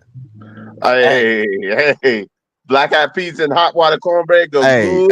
Hey, look, black eyed peas, a little bit of hot sauce. Hey, come on now. Oh man. Now are we throwing ham hocks in the black eyed peas? Come on, bro. You gotta put them in there. You gotta put ham hocks in there and bacon. You gotta put it in there. Oh my goodness. Look at Jason. He's just shaking his head. Jason, you muted? Yeah, he muted himself. All right. We got to grade Kendall Daniels because we got to get to these damn D-backs. So what? Kendall Daniels, love all that shit. I don't know what y'all talking about. I ain't got shit to do with color. Hey, I'm gonna tell you right now. Ow! Yeah, Shorty said, "Man, y'all know I'm terrible." Yes, you terrible. Yeah, we know. Terrible. That's why you family. Hey, hold on. Sooner, it's not called sweet potatoes. It's called yams. Sweet taters. It's called yams. Called sweet taters. No, it's called yams in the black neighborhood. Okay, Mike. Okay, Mike. Pumpkin pie. Hey. Pumpkin pie. Or what? Come on now. Don't even. Sweet tater pie all day long. Okay, I'll get ready to say I'm gonna take your black card. Hey, sweet potato pie. Take your black card. Here we go, David. Fried okra, fried catfish, greens, and mashed potatoes, and gravy for dinner. Sitting fat on the couch. Man, I eat that, boy. I'm going to sleep. Hey. Ham hocks with pinto beans and cornbread. Oh my goodness. Okay, guys, stop. You're making me hungry. Stop. Jeez. I was like, why do we go from talking about OU's defense to Thanksgiving food? Dude, hey, I'm this is how we telling you. rolling here. Hey, we changed this shit up quick as hell. You better pay attention. You better pay attention. All right, let's grade Kendall Daniels. Kendall Daniels B minus. I'm gonna go B. B. He's B plus. He has. This is one of those guys that has the ability to get to A plus and be one of those first round draft. He's a monster. He can cover so many different areas. He can play so many positions. He's got a lot of upside, man. We'll see what happens, but I would say that you gotta see kind of what happens. You know what I'm saying? What's up, D? My MF guy. Spawn about to win, man. JJ Spawn about to win this U.S. Open. Was he at? He's on 18, man. He's on approach on 18 from the fairway. 3 under, so 4 under. He's not even plus 1 plus 2. Victor Hovland is at 2 over. McIntyre's at 1. Wow. Oh shit. JJ's been killing it, man. Shorty says, got to be versatile and able to multitask on this show. Yes. Look, man. Yeah. When you get on the show, you better be paying attention real quick. You gotta have depth, baby. You gotta have layers. Be coming in here like specialize and don't work on these shows. Don't come in here with your church clothes on. Don't come in here with your church clothes on because you ain't gonna like it. All right. Yeah, B plus is what Jimmy. I'm with Jimmy on that. I think he's a B plus Yeah. kind of guy. He B can plus. move to A. I think he could be that guy. Go ahead. All right. We all know about Kip Lewis. Kip Lewis is what it is. Always a B plus. Love him, man. Love He's him. always where he needs to be, and Yeah. he's where he has to be.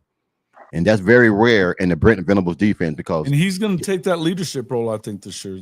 That's Yeah, I his just gonna defense say. to run. That's his defense to run. Yeah. well, I mean it needs to be because him and Kip McKenzie been the Kobe the McKenzie, yeah. Kobe. I think Kobe's going to get more opportunity to show that. But here's the thing. It's like I said before, if Kobe isn't who we think that he's supposed to be, then he's going to lose his job. Well, either one of them would. They would lose their job to Sammy O. Quick. Yeah, Sammy O is he's ready. Yeah. He's ready for his moment. Well, that's the next person on the list, Sammy Agusigo. So B plus, B minus. Yeah, I think he's a B plus. He's a B minus even. That's okay because I think he's got room to grow, but he's ready to grow into it. He's ready. Yeah. I think you're going to see a big step forward from him this year. And depending on how he could end up being the guy, or he may end up still just kind of being that rotation piece, ready to go next year and be the leader. But he's moving forward. He hasn't stopped getting better. Yeah. Right. Yeah, he's gained some weight. He's at 6'1" and 245. Boy, 245. He went from 234 to 245. So he gained I that like 11, the changes 11 they pounds of changed muscle. up. You know, I'm glad they changed it up because I'm seeing the difference. Hey guys, Sooner Cherry says we got 20 likes and 34 watching. Hey, there's more on my show than that. Hit that damn like button, man. I mean, like I said, we spitting stuff with food and everything else and giving you plenty of jokes. So hit that damn like button. Man, y'all stingy with them damn likes. Y'all stingy with them fucking likes, man. I'll tell you. They'll come in here, man, and they'll be here for a long time, man. But just for not hit that like button. That's my fam there. Yeah, and even on all the channels, you got to make sure you guys hit all the channels and hit that like button. Y'all got to get them up. All right. I'm gonna say go. It's free. It keeps it free, man. It makes us. Y'all want us to keep on doing this stuff? You got to. It keeps it free. Come on. Yeah, that's my B family. So B minus, B plus. Who's that? Yeah, B. Yeah. I'm gonna say go. Yeah. B plus. All right. Now my position that I love the best. Let's get D-backs. We got a hell of a lot of them, boys. So we're gonna be here for a while. We're gonna start with the first one that I think that we should start with. The boom boom man. Boganowski Jr. A minus. No. We don't give A's because when you give A's, man, there's no room His to grow. daddy ain't giving him an A. I promise. His daddy's giving a C. Okay, I'll go Big Mike. Look, hey, Mike drinking the Kool-Aid for real. Listen, Mike ain't wrong though, but Teddy Lehman said he might be the best safety to ever play at Oklahoma, which is saying a lot when he played with Roy. That's what. Dude, talent recognizes talent. Talent recognizes talent. When you see a young guy, and it's the same as coaching. When you see somebody comes out there, man, and they have the potential to be the greatest, you see the potential. and just from that hit that he did on Bauer Sharp last season in the damn spring game. Hold on, what Scott Walker? You give him a D. Boy, you need your ass whooped on that one. And coach, don't forget when he trucked that 300 and something pound offensive lineman at Auburn. Man, at the end of the day, I think to be a sophomore, okay, to be a sophomore, man, and you have no fear about putting your body on the line and hitting somebody full speed. Look, we know what that shit sounds like. That's old school stuff. A lot of guys come full speed, and then they slow down, then they want to hit you. He's gonna lay your ass out. Thank you very much. He lit his ass up. So come on that field if you want to with Mike Boganowski Jr. He gonna put your ass. Okay. Yeah, you worry about him getting himself hurt. He's doing because he don't. Him and Powers. Hey, where's those Texas people?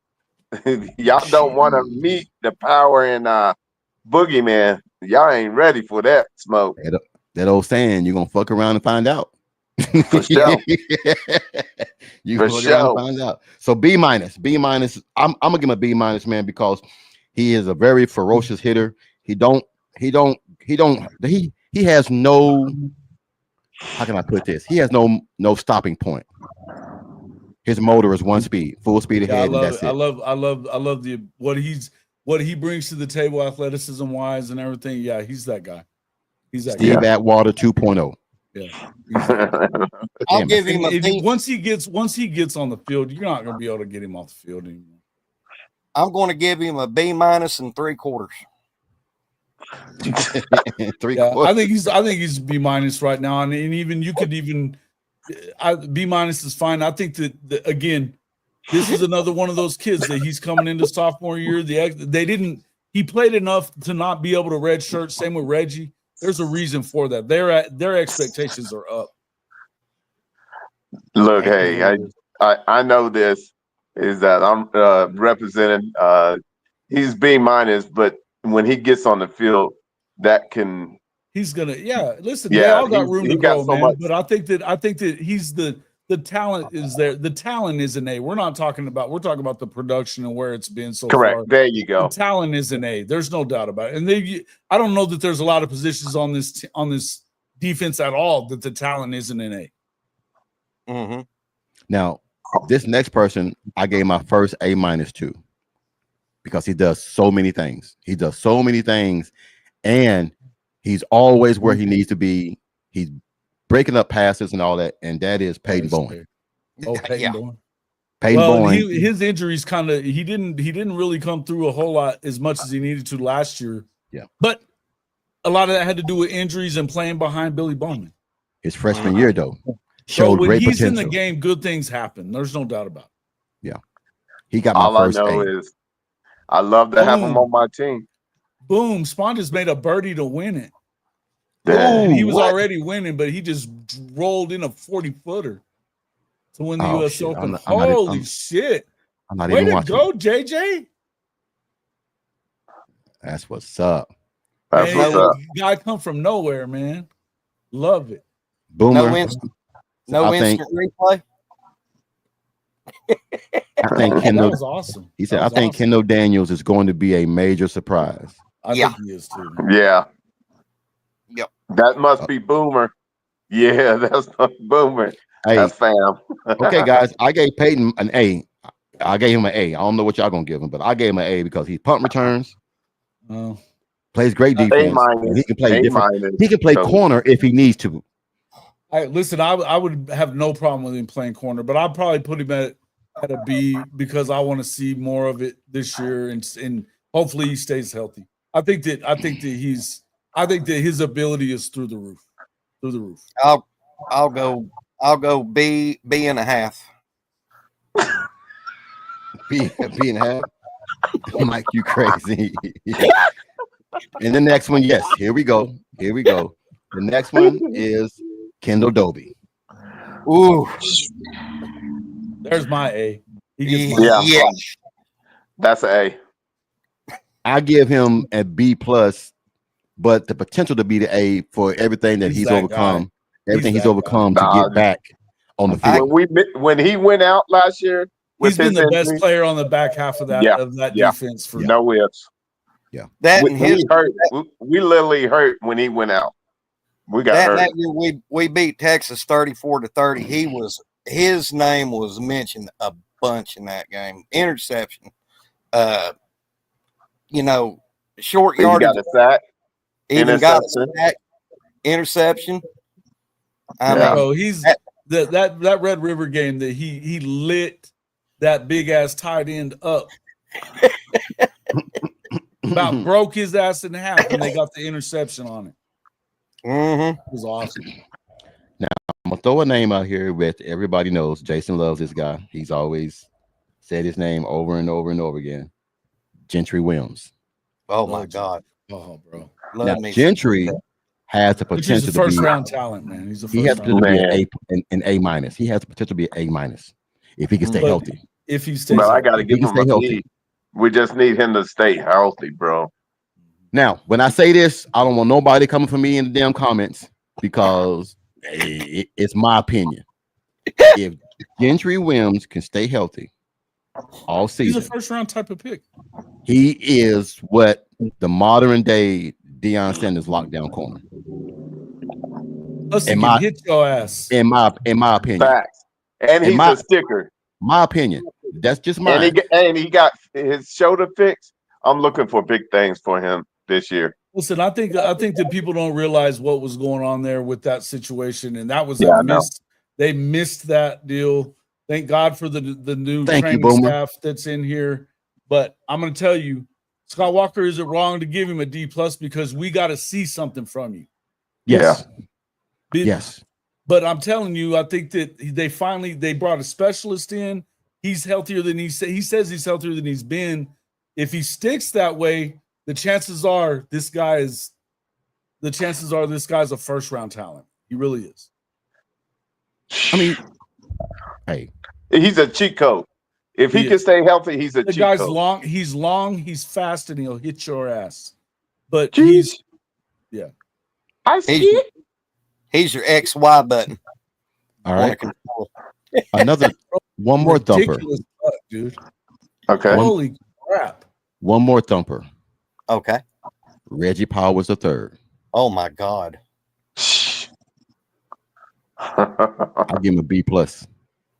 Yeah. Is that Norm? Yeah, Reggie's showing out, man. He's showing out right now. Yeah. Yeah, Norm by daddy. Norm's like, hey, I gotta be in the picture. Hold on. He says Ewers left just so he wouldn't have to deal with Gentry this year. Well, Gentry gave his ass nightmares. Yeah, he did.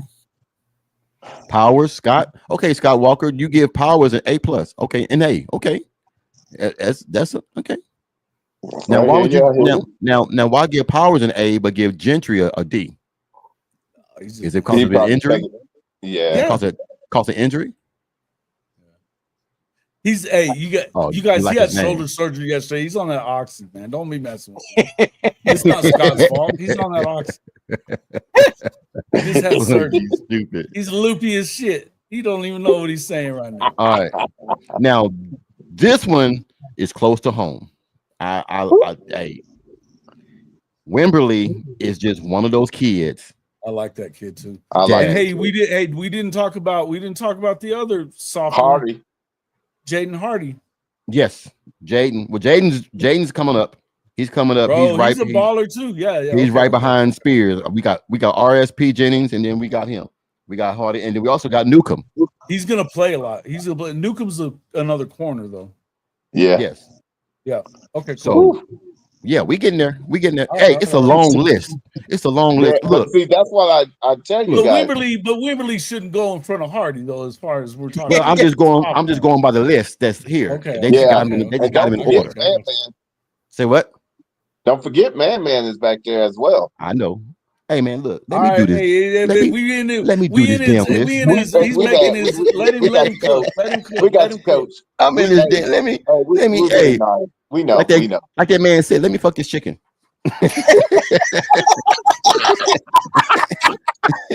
That was weird. Got weird. Hey, Norman just said, "What the fuck was that about? What the fuck was that?" Let me fuck this chicken. It's an old spiritual saying. Anyway, I got you, bro. That's an old country saying. You ain't lying. All right, y'all crazy, but all right. So we got Wimberly, 6'1", 205. I think this freshman coming in, man, is another thumper. Don't mind laying the wood. Headhunter. Very physical, and that is his name, Headhunter. He's very physical. He do not mind putting his body on the line. Now, special teams. Well, no, you want him back there creeping across the middle. I always let my DBs get one personal foul. Yep. To set that tone.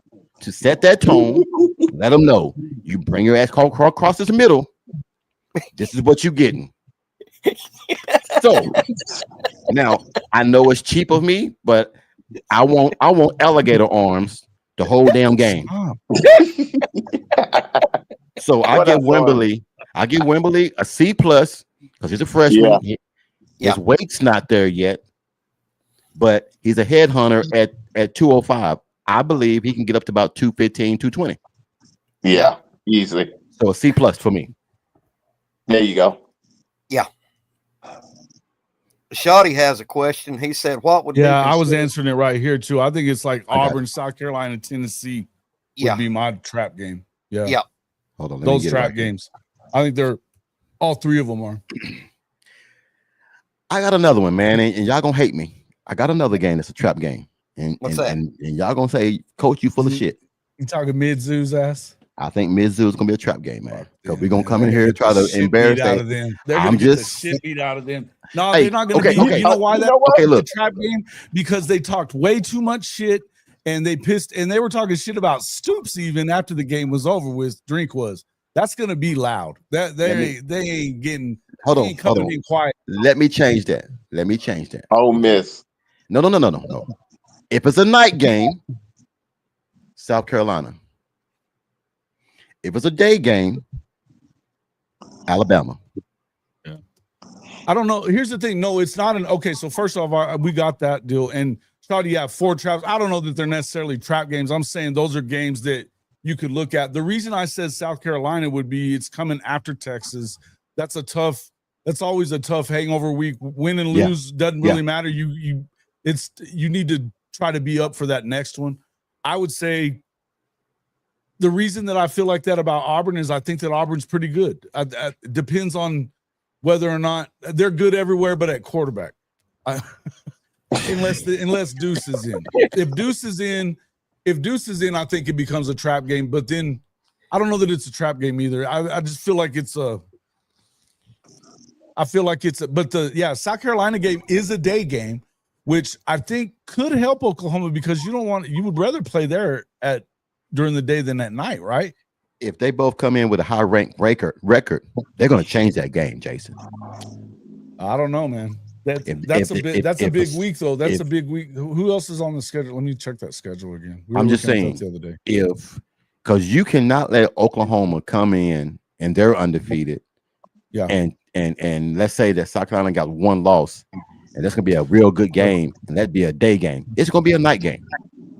So, you've got Bama, Tennessee is that game, is that week. That's a big game always. But if Tennessee's bad, then maybe not. But they could already have 3 losses by then. Yeah. Texas, Kentucky, that don't matter. A&M, Arkansas don't matter. I don't think there's no good game. Missouri, Auburn doesn't matter. It could be moved, I guess. Georgia, Ole Miss could be that. Now that might be the one. Ole Miss, yeah. But they've got it. There's not even a flex game. They've got it for day. They've got it for the early game. So I don't think that's going to happen. But they've always changed games to get the market where it needs to be. Yeah. To get it where it be. Shorty, you think it's 4 trap games? It depends on where South Carolina's at. Let's look at South Carolina. They've got Vandy, Virginia Tech, Missouri, Kentucky. LSU. They're going to lose. They're going to lose the week before. You think so? What's that game? Yeah, what's the LSU they're game on at? the road to LSU the week before. Yeah. They're not going to be undefeated. They're going to have 2 losses. Well, I just said if they have 1 loss, which I didn't think that they. have 2. They may not have 2. They have struggled with Missouri in most recent time. They've struggled with Mizzou. So I don't know. Mizzou didn't beat them though last year, so maybe not. Lone Wolf, I don't think Michigan's a trap game. I don't think that's a trap game. No. There's too much. There's too much. That's a test game, is what that is. We need to be ready for Austin Simmons. You need to beat that ass, is what you need to do. Yeah. Kyle, I think this is why he's not going to play Jackson Arnold that game. I don't think he's going to either. BV knows how to put pressure on Jackson Arnold. I think he's going to be. I think he may have already lost the job by then. If so, well, we saw what happened. He's not going to make it to week 4. There ain't no fucking way. when he tries to come in there and do more than what he needs to do. Now, here's the thing. They honestly, though, because Baylor, that could be a tough game. Listen, I guarantee you that David Randall will have something for him. It's on the road. That's week one. That's week one. Yeah. That's a test game right off the bat. If he doesn't go out there and show out, his leash is going to get super short. Well, hey, Shorty, the reason why I say Michigan is not a trap game, we stopped realizing that Oklahoma is going to face 7 new quarterbacks. They won the Natty 2 years ago. That is not a trap game. 7. OU is going to face 7 new quarterbacks. 7. Yeah. Now, we know how good this defense is. Hey, Jason, they said JJ. They said he drained a 64-foot birdie. That's what I said. That was a bomb, bro. Oh shit! It was a 2-breaker bomb. Oh, he said. I was just thinking Michigan isn't a trap game as well. No, you got a freshman quarterback coming in to a hostile environment. And here's the thing: they're going to be good in the trenches and good on defense. Yeah, that's what I'm saying. It's not a trap. It's a game you need to go step on throats. Here's the thing: do you think that Michigan is going to try to come in here and play big boy ball and run on us? Oh yes, they are. Yep. Oh yes. Is that? I think that's what Oklahoma wants him to do. Yep. Exactly. Well, I think if you question anything, it's whether or not we can run with receivers, and if a guy can beat you with the arm. That would be the question that I have if I'm anybody.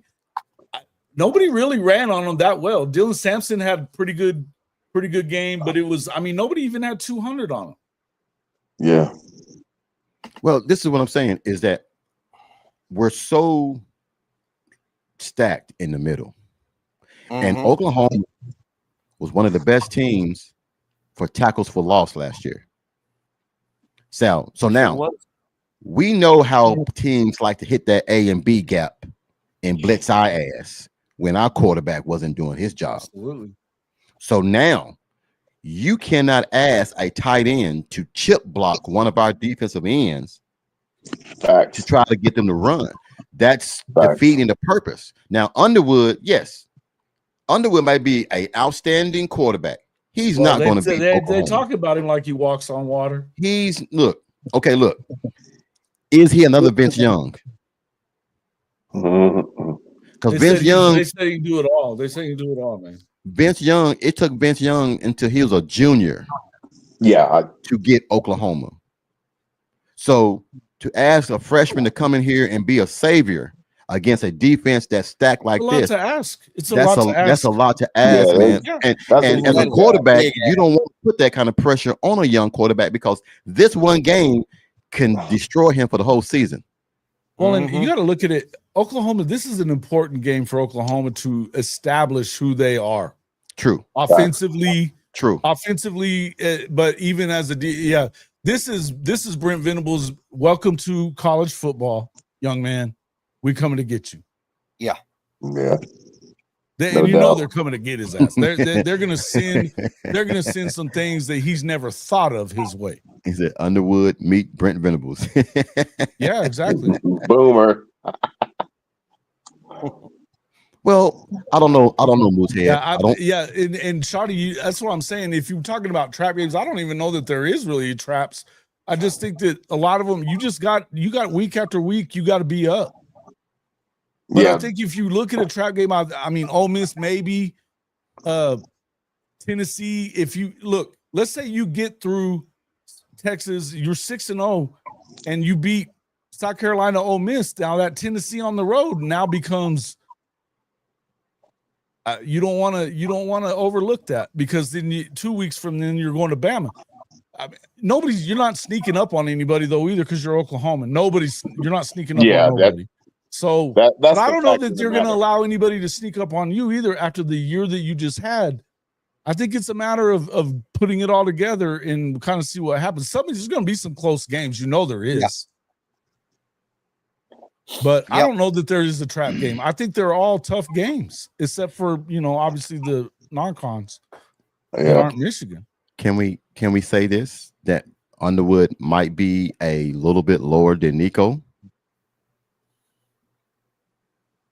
And we saw with the pressure that Nico had last year when when he came to Oklahoma.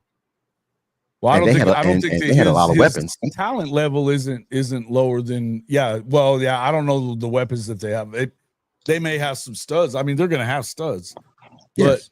But I think it's early in the season. It's going to at least with Nico, he had a year of watching it before we're talking first year true freshman starting week 2.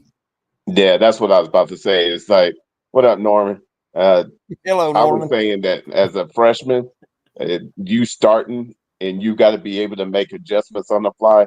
No haps. Yeah. Yeah, Midzu doesn't come into Norman as a trap, nothing. They're gonna get their ass kicked when they get there. That like you said, Jason, that bulletin board material that Drink did last year. He was talking shit about Stoops, even telling him he was full of shit. And I mean, it was pointed.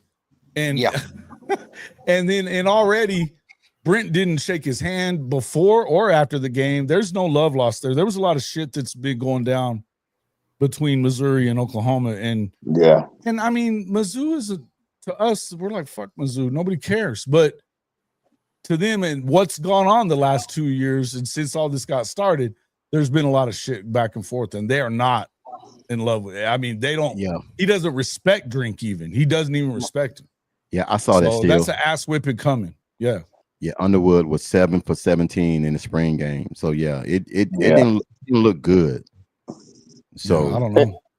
But I understand that that's some drops part of that. Hey, we got Death Star, NASCAR, and we got the Bear in BB's defense, which this young man is not going to understand how to read it. It's a lot for a young man to be on all point. I don't think he have enough experience to understand it right now. Well, I'm just going to go ahead and say it. I feel more comfortable in the time that BB's been here, of him finally calling the defense himself. I feel more comfortable now than I have since he's been here, when it was Roof and Alley. Ain't nothing wrong with that. And Jason can go back to his old shows. When I first started watching him, I could not stand Ted Roof. I was always on him. Is it hard to ask Michigan's 300-pound left tackles and right tackles to be aware of the 6'3" and 6'4", 260 and 255-pound edge rushers that Oklahoma got? That it's gonna be kind of hard for them to move lateral to get them. I just feel like, man, that this is something. It's gonna be hard for those different guys. Matchups. Yeah, that's a different matchup that you can exploit, but it's also that you can't just. The other thing about it that with the Brent Venables, and Sharon's gonna know this, by the way. He played at Oklahoma when Brent was there, so he's gonna know this shit. Yeah. But the thing is that you're also gonna have. It comes from RSJ. It's gonna come from Kendall Daniels from way out there somewhere.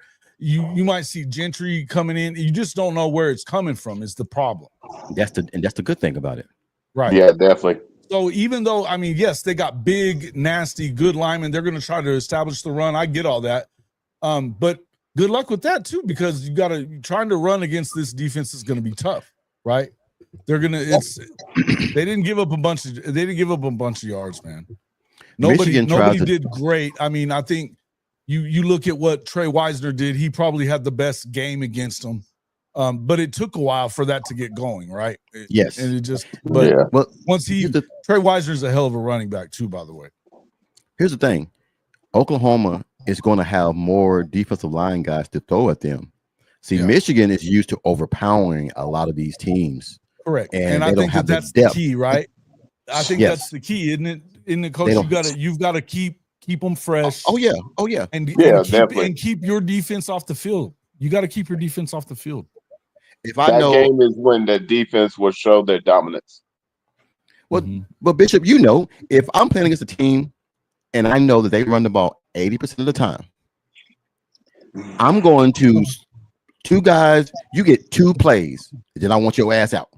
You get two. I'm putting 2 more guys in. You get 2 plays. I want your ass out. I'm going to come at you 100% every single time. I'm going to make your defense. I'm going to make your tackles and your offensive line. Yeah. I'm going to tie their ass down. Now, the first 2 quarters, you might get me. That 3rd and 4th, that's where them tackle for loss start coming in, because now I got 13 defensive linemen that I can go in there at your ass. You don't have 13 offensive linemen that can sub in and sub out. That's a big ass difference.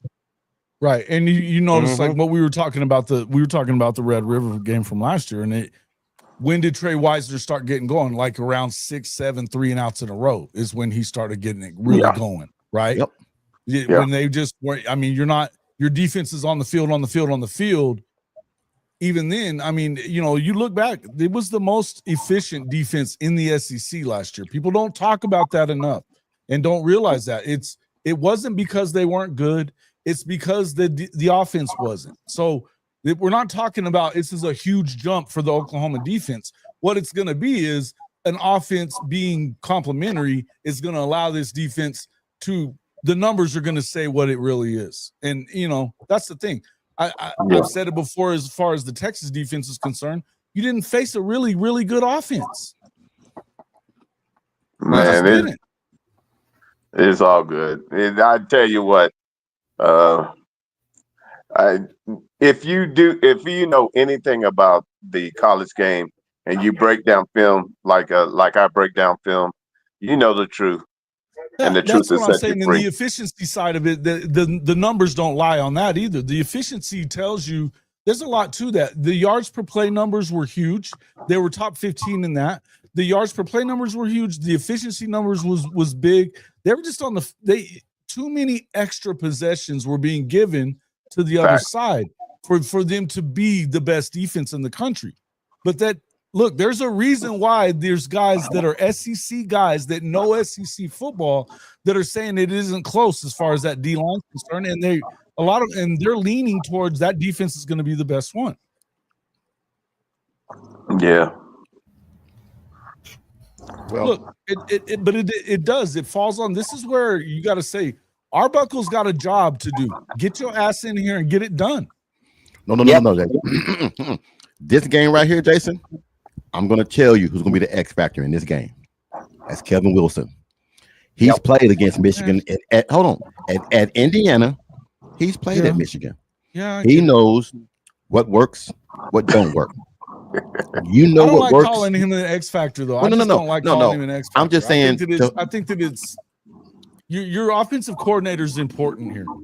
Well, no. I'm just saying. We're not saying that the X factor meaning that what he adds to it is like a secret weapon. The first big game at Oklahoma. If he ain't ready for his first big game Oklahoma without needing Kevin Wilson, what I meant is this. What I meant is this. That's what the X factor stands for. This right here. He was an offensive coordinator at Ohio State. Yeah, he knows Michigan. He's going to help Arbuckle draw up plays to where it's effective. And I'm gonna tell you plays that I would run against a Michigan-based defense. I would bootleg his ass to death and make you cover my receivers running across the field the backside, because that's one thing that they can't do well. Yeah, definitely. And if I got a tight end like Canick or a big running back that can be out in the flat, I want that 225 or 35 pound running back to meet that 190 and 200 pound cornerback and truck his ass. Yeah, that's all I'm saying, Jason. I mean, I know Arbuckle's going to be ready, but I'm just saying. No, I'm just saying. I feel like this is I don't know that you want to. You can't be shoving him down his throat. Is what I'm getting. Oh no! I don't think he's going. I don't think he's going to do that. I do think a lot of people think that shit. I'm telling you, and that X factor stuff, I just don't like the word. Right here, Kyle. I appreciate that. If Arbuckle's offense is anything like Wazoo's playbook on CFP 25, it's going to be a fun look, Jason. I think Arbuckle is going to be antsy, ready to prove, ready to show, and Kevin going to have to calm his ass down. Calm your little happy ass down. Calm your little happy ass down You know, because I want to he's even- see. I want to no. see him get in there and step in and like call a competent game. he's even said it. I've never had talent like this. I got weapons everywhere. And you love a coach saying that. So the first time I ever call offense, I want to call exciting plays, big plays, touchdown plays, and it wasn't working. So I had to calm my ass down and took what the defense gave me. All he has to do is take what the defense give him, and he'll be all right. Hey, Coach, can I ask you a question? You're an offensive coordinator. Sure. On the very first play, OU has the ball against Michigan. Would you try something deep just to say, "Hey, we're going to be coming down this"? Hell yeah. Hell yeah. Miss it or not. I mean, hey, we're going to be coming at you. No. Oh, yeah, you need to, if you go out there and you can give a lead to this defense, that's what you got to do. You need look, that's what we couldn't do last year. We couldn't give them any breathing room. Right. No. You know I'll run a fake jet sweep, running back to the flat where the jet just came from. Just came from. And make that linebacker guard that damn running back out of the backfield. And have the combination route run everybody out that area. Yeah. I It's like easy. that little out and up with Jaden Ott. Yes. That's it. Because Jason Ott is going to be a problem. Jaden Ott catches the ball really well out of the backfield. It's going to be a problem. Yeah. Now, y'all love me saying, well, you're going to hear that shit a lot. Well, through your ass, too. Yes. So, this game, guys, people are going to say, well, it's going to be a low-scoring game because both defenses. If Arbuckle comes in there and do what he's supposed to do, they don't want that to be a low-scoring game. This game that won't favors Michigan. Well, no, I'm saying if he comes in there and does what he's supposed to do, this game won't be close. I agree. I think that you go out there and you need to put up. I'd love to see them put up 10 to 14 in that first quarter and keep them behind you. Keep them working from behind, and just you got to go lay a knockout punch. You need to do that immediately. You need a knockout blow would be perfect right off the bat. Send it early.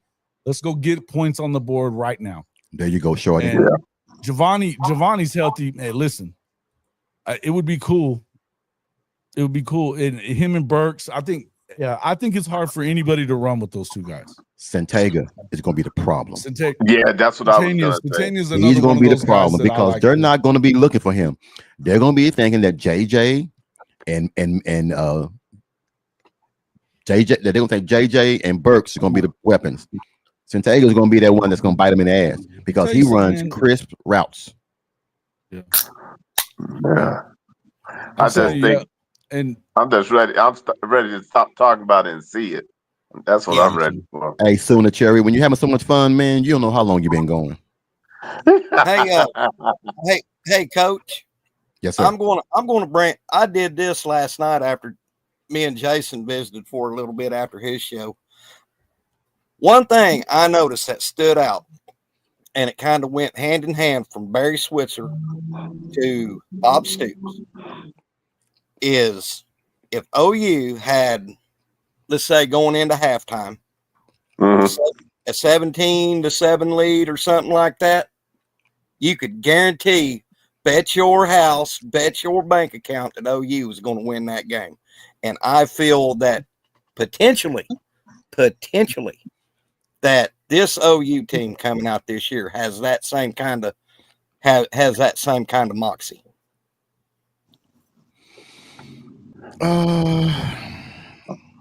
And Coach, I went back and researched all of them from the Switzer. I did a comparison to Switzer and Bob Stoops. And but it's different time. It was different times though, Mike. No, Coach. What I'm saying is the common denominator was whether it was the wishbone or the spread offense. If either Barry Switzer or Bob Stoops went into halftime with a 17-7 score, that 99.9% of the time that game was won by OU. I don't care what. I was just looking at the score going into halftime. That's all. I wasn't looking at the wishbone. Okay. I was looking for a common denominator. Is all I was looking but at. you can't leave that out of the equation. Okay. You see what I'm saying? Yeah. That's all. We hear what you're saying. No, I mean, no. At the end of the day, if Oklahoma has a 17-7 lead, is that what you're saying, right? Yeah. It was just a lead going into halftime. If they was 17, well, this defense this year, let's just keep it what it is.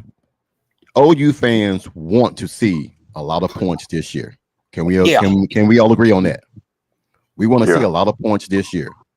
Yeah. If this team can get us 30 points a game, 30. That's what you want. That's what you want. 30 points a game.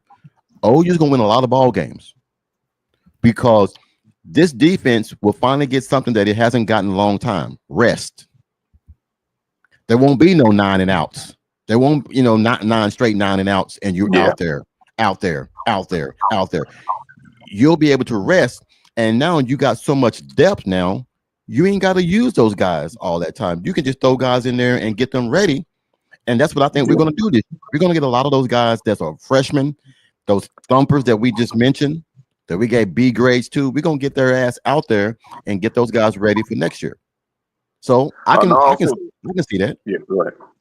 What I was going to say is I also know that the schemes that BB has is going to be able to be in full effect.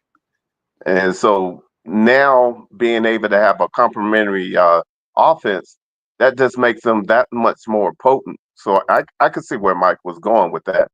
And, there's a lot to it. But hey, I just love that we're in a position. And I'm just waiting for the opportunity to show it. Sharpshooter, happy Father's Day to you too, sir. Yes, sir. Rinsky, happy Father's Day. Happy Father's Day, Brent.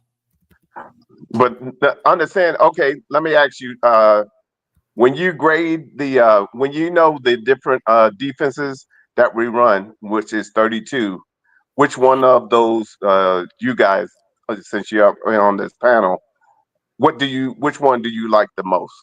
Do you know? Which defense that we like to run? Yeah, that BB. He's running a lot of 4-2-5 and 4-3 stuff. I mean, it just depends on. I don't know. You're going to see a lot of all of it, but one thing that he knows that you can't run. I think you're going to be heavy on that D line, and so that you can the idea is to get pressure, is to pressure a quarterback with a light box. That's what you have to do. There you go. Exactly. And that's why you don't want anybody that's uncovered. Exactly where we was getting at. That's perfect. So now that we know that means competitive depth means something, and then to actually have an offense that can script plays, you're in a better percentage game wise to be able to win versus last year. That's what I was basically trying to set up. The whole thing is, if your guys saying 9 3 and outs, that ain't good for your defense, because that means they're on the field more than the offense. I've said time and time again, if your defense is on the field more than, I'll just say 50% of the game, human nature takes over, and your body is going to be tired. You're out there punishing, hitting. By the third, and especially toward the middle of the fourth quarter, you're spent. Yeah. So, I had a question for Shorty. I said, when was the last time Georgia wasn't in the top 3 in defense in the SEC?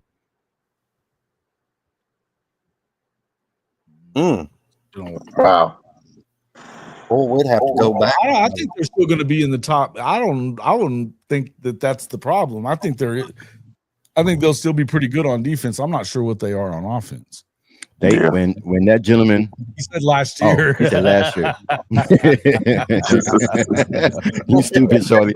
Well, no, the gentleman that's put Oklahoma as the number 1 recruiting, the number 1 D line, he had Georgia at number 5.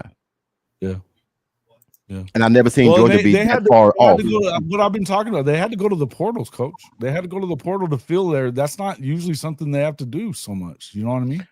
So are we all in agreement? The reason why I was asking Jason for this question right here, are we all in agreement that NIL is allowing other teams to get the defensive players that normally Alabama, Georgia, LSU would have gotten? That's why Oklahoma has the best defensive line, because you have arguably 3 of the best defensive line coaches on the same damn team.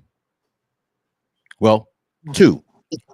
I think Chavis and Bates are 2 of the best damn defensive line coaches in the nation. Now we got to give Larry Johnson up at Ohio State his love, because he's up there. He's Freddie up there. Roach at Alabama. Freddie Roach, yes. Yeah. So there's only in Georgia too. So yeah. Well, I'm just saying there's only a select few. I don't want to discredit no one. I'm just saying now NIL is finally allowing other teams to get that depth that normally Georgia, Alabama, and LSU. Because trust me, Missouri would have never have a better defensive line than defensive line, bro. Who? Clemson's got a damn good defensive line. Yes. Well, we'll see about that. We'll just see about that. We'll see about that. Yeah, they've got some ballers in that. They've got some talent. Did you know? Got some depth too, but we got to say, it is what it is. Yeah. Shorty, hold on. But did you know that Clemson had to go get 4 basketball players to come join the football team? No, I did not. Yes. Dang. You said they have the best D line based off recruiting and development. You're not wrong. You're not. Look, Kirby is always going to be out there getting those diamonds. They're going to be good there too. That's what I was fixing to say. You can't put them. Even, you know why he put them in the top 5? Because, and you don't know who's going to be that guy so much, but get him, Norm. Get him. They're going to do what they do. They're going to do what they do. Hey, Norm. Fight him, Norm. Fight him, Norm. Hey, that's the biggest lapdog. Biggest damn lapdog in the world right here, man. Norm, tell him, give me my snacks. Give me my snacks. Hey, I want my snacks. No, man. He said, just don't give them cars. Exactly. Shit, no. Shorty, we're gonna talk about that down the road, man. What the hell is going on with y'all and y'all speed demon driving asses down there in Georgia? Hey, man. Anyway, no, man, we're gonna get off that, man. Like I said, we've been going for 2 hours and 15 minutes. I gotta get my ass off this to go talk to the old lady and watch a movie. But gentlemen, always a pleasure, man. This is the best Father's Day present I had, man, was to get on here with you guys and have some fun, man. I mean, I appreciate you having us on, man. It was fun, man. Always, man. Look, always. Look, I'm drunk a little Kool-Aid and got a little smacking. It's always a good day. When I say always, I really mean always, man. Like I said, you guys are my 4 horsemen. Hey, man, we appreciate you. My 4 horsemen. No doubt. No doubt. So you the man. Appreciate you. Appreciate you having us on. Always, down. Man. Like I said, we do it different on here, Jason. We do that something bit sideways, then we turn that motherfucker upside down, and then we give him a little middle finger. Brand has finally returned. Hey, man, you guys have a wonderful remember of y'all's Father's Day. Yeah.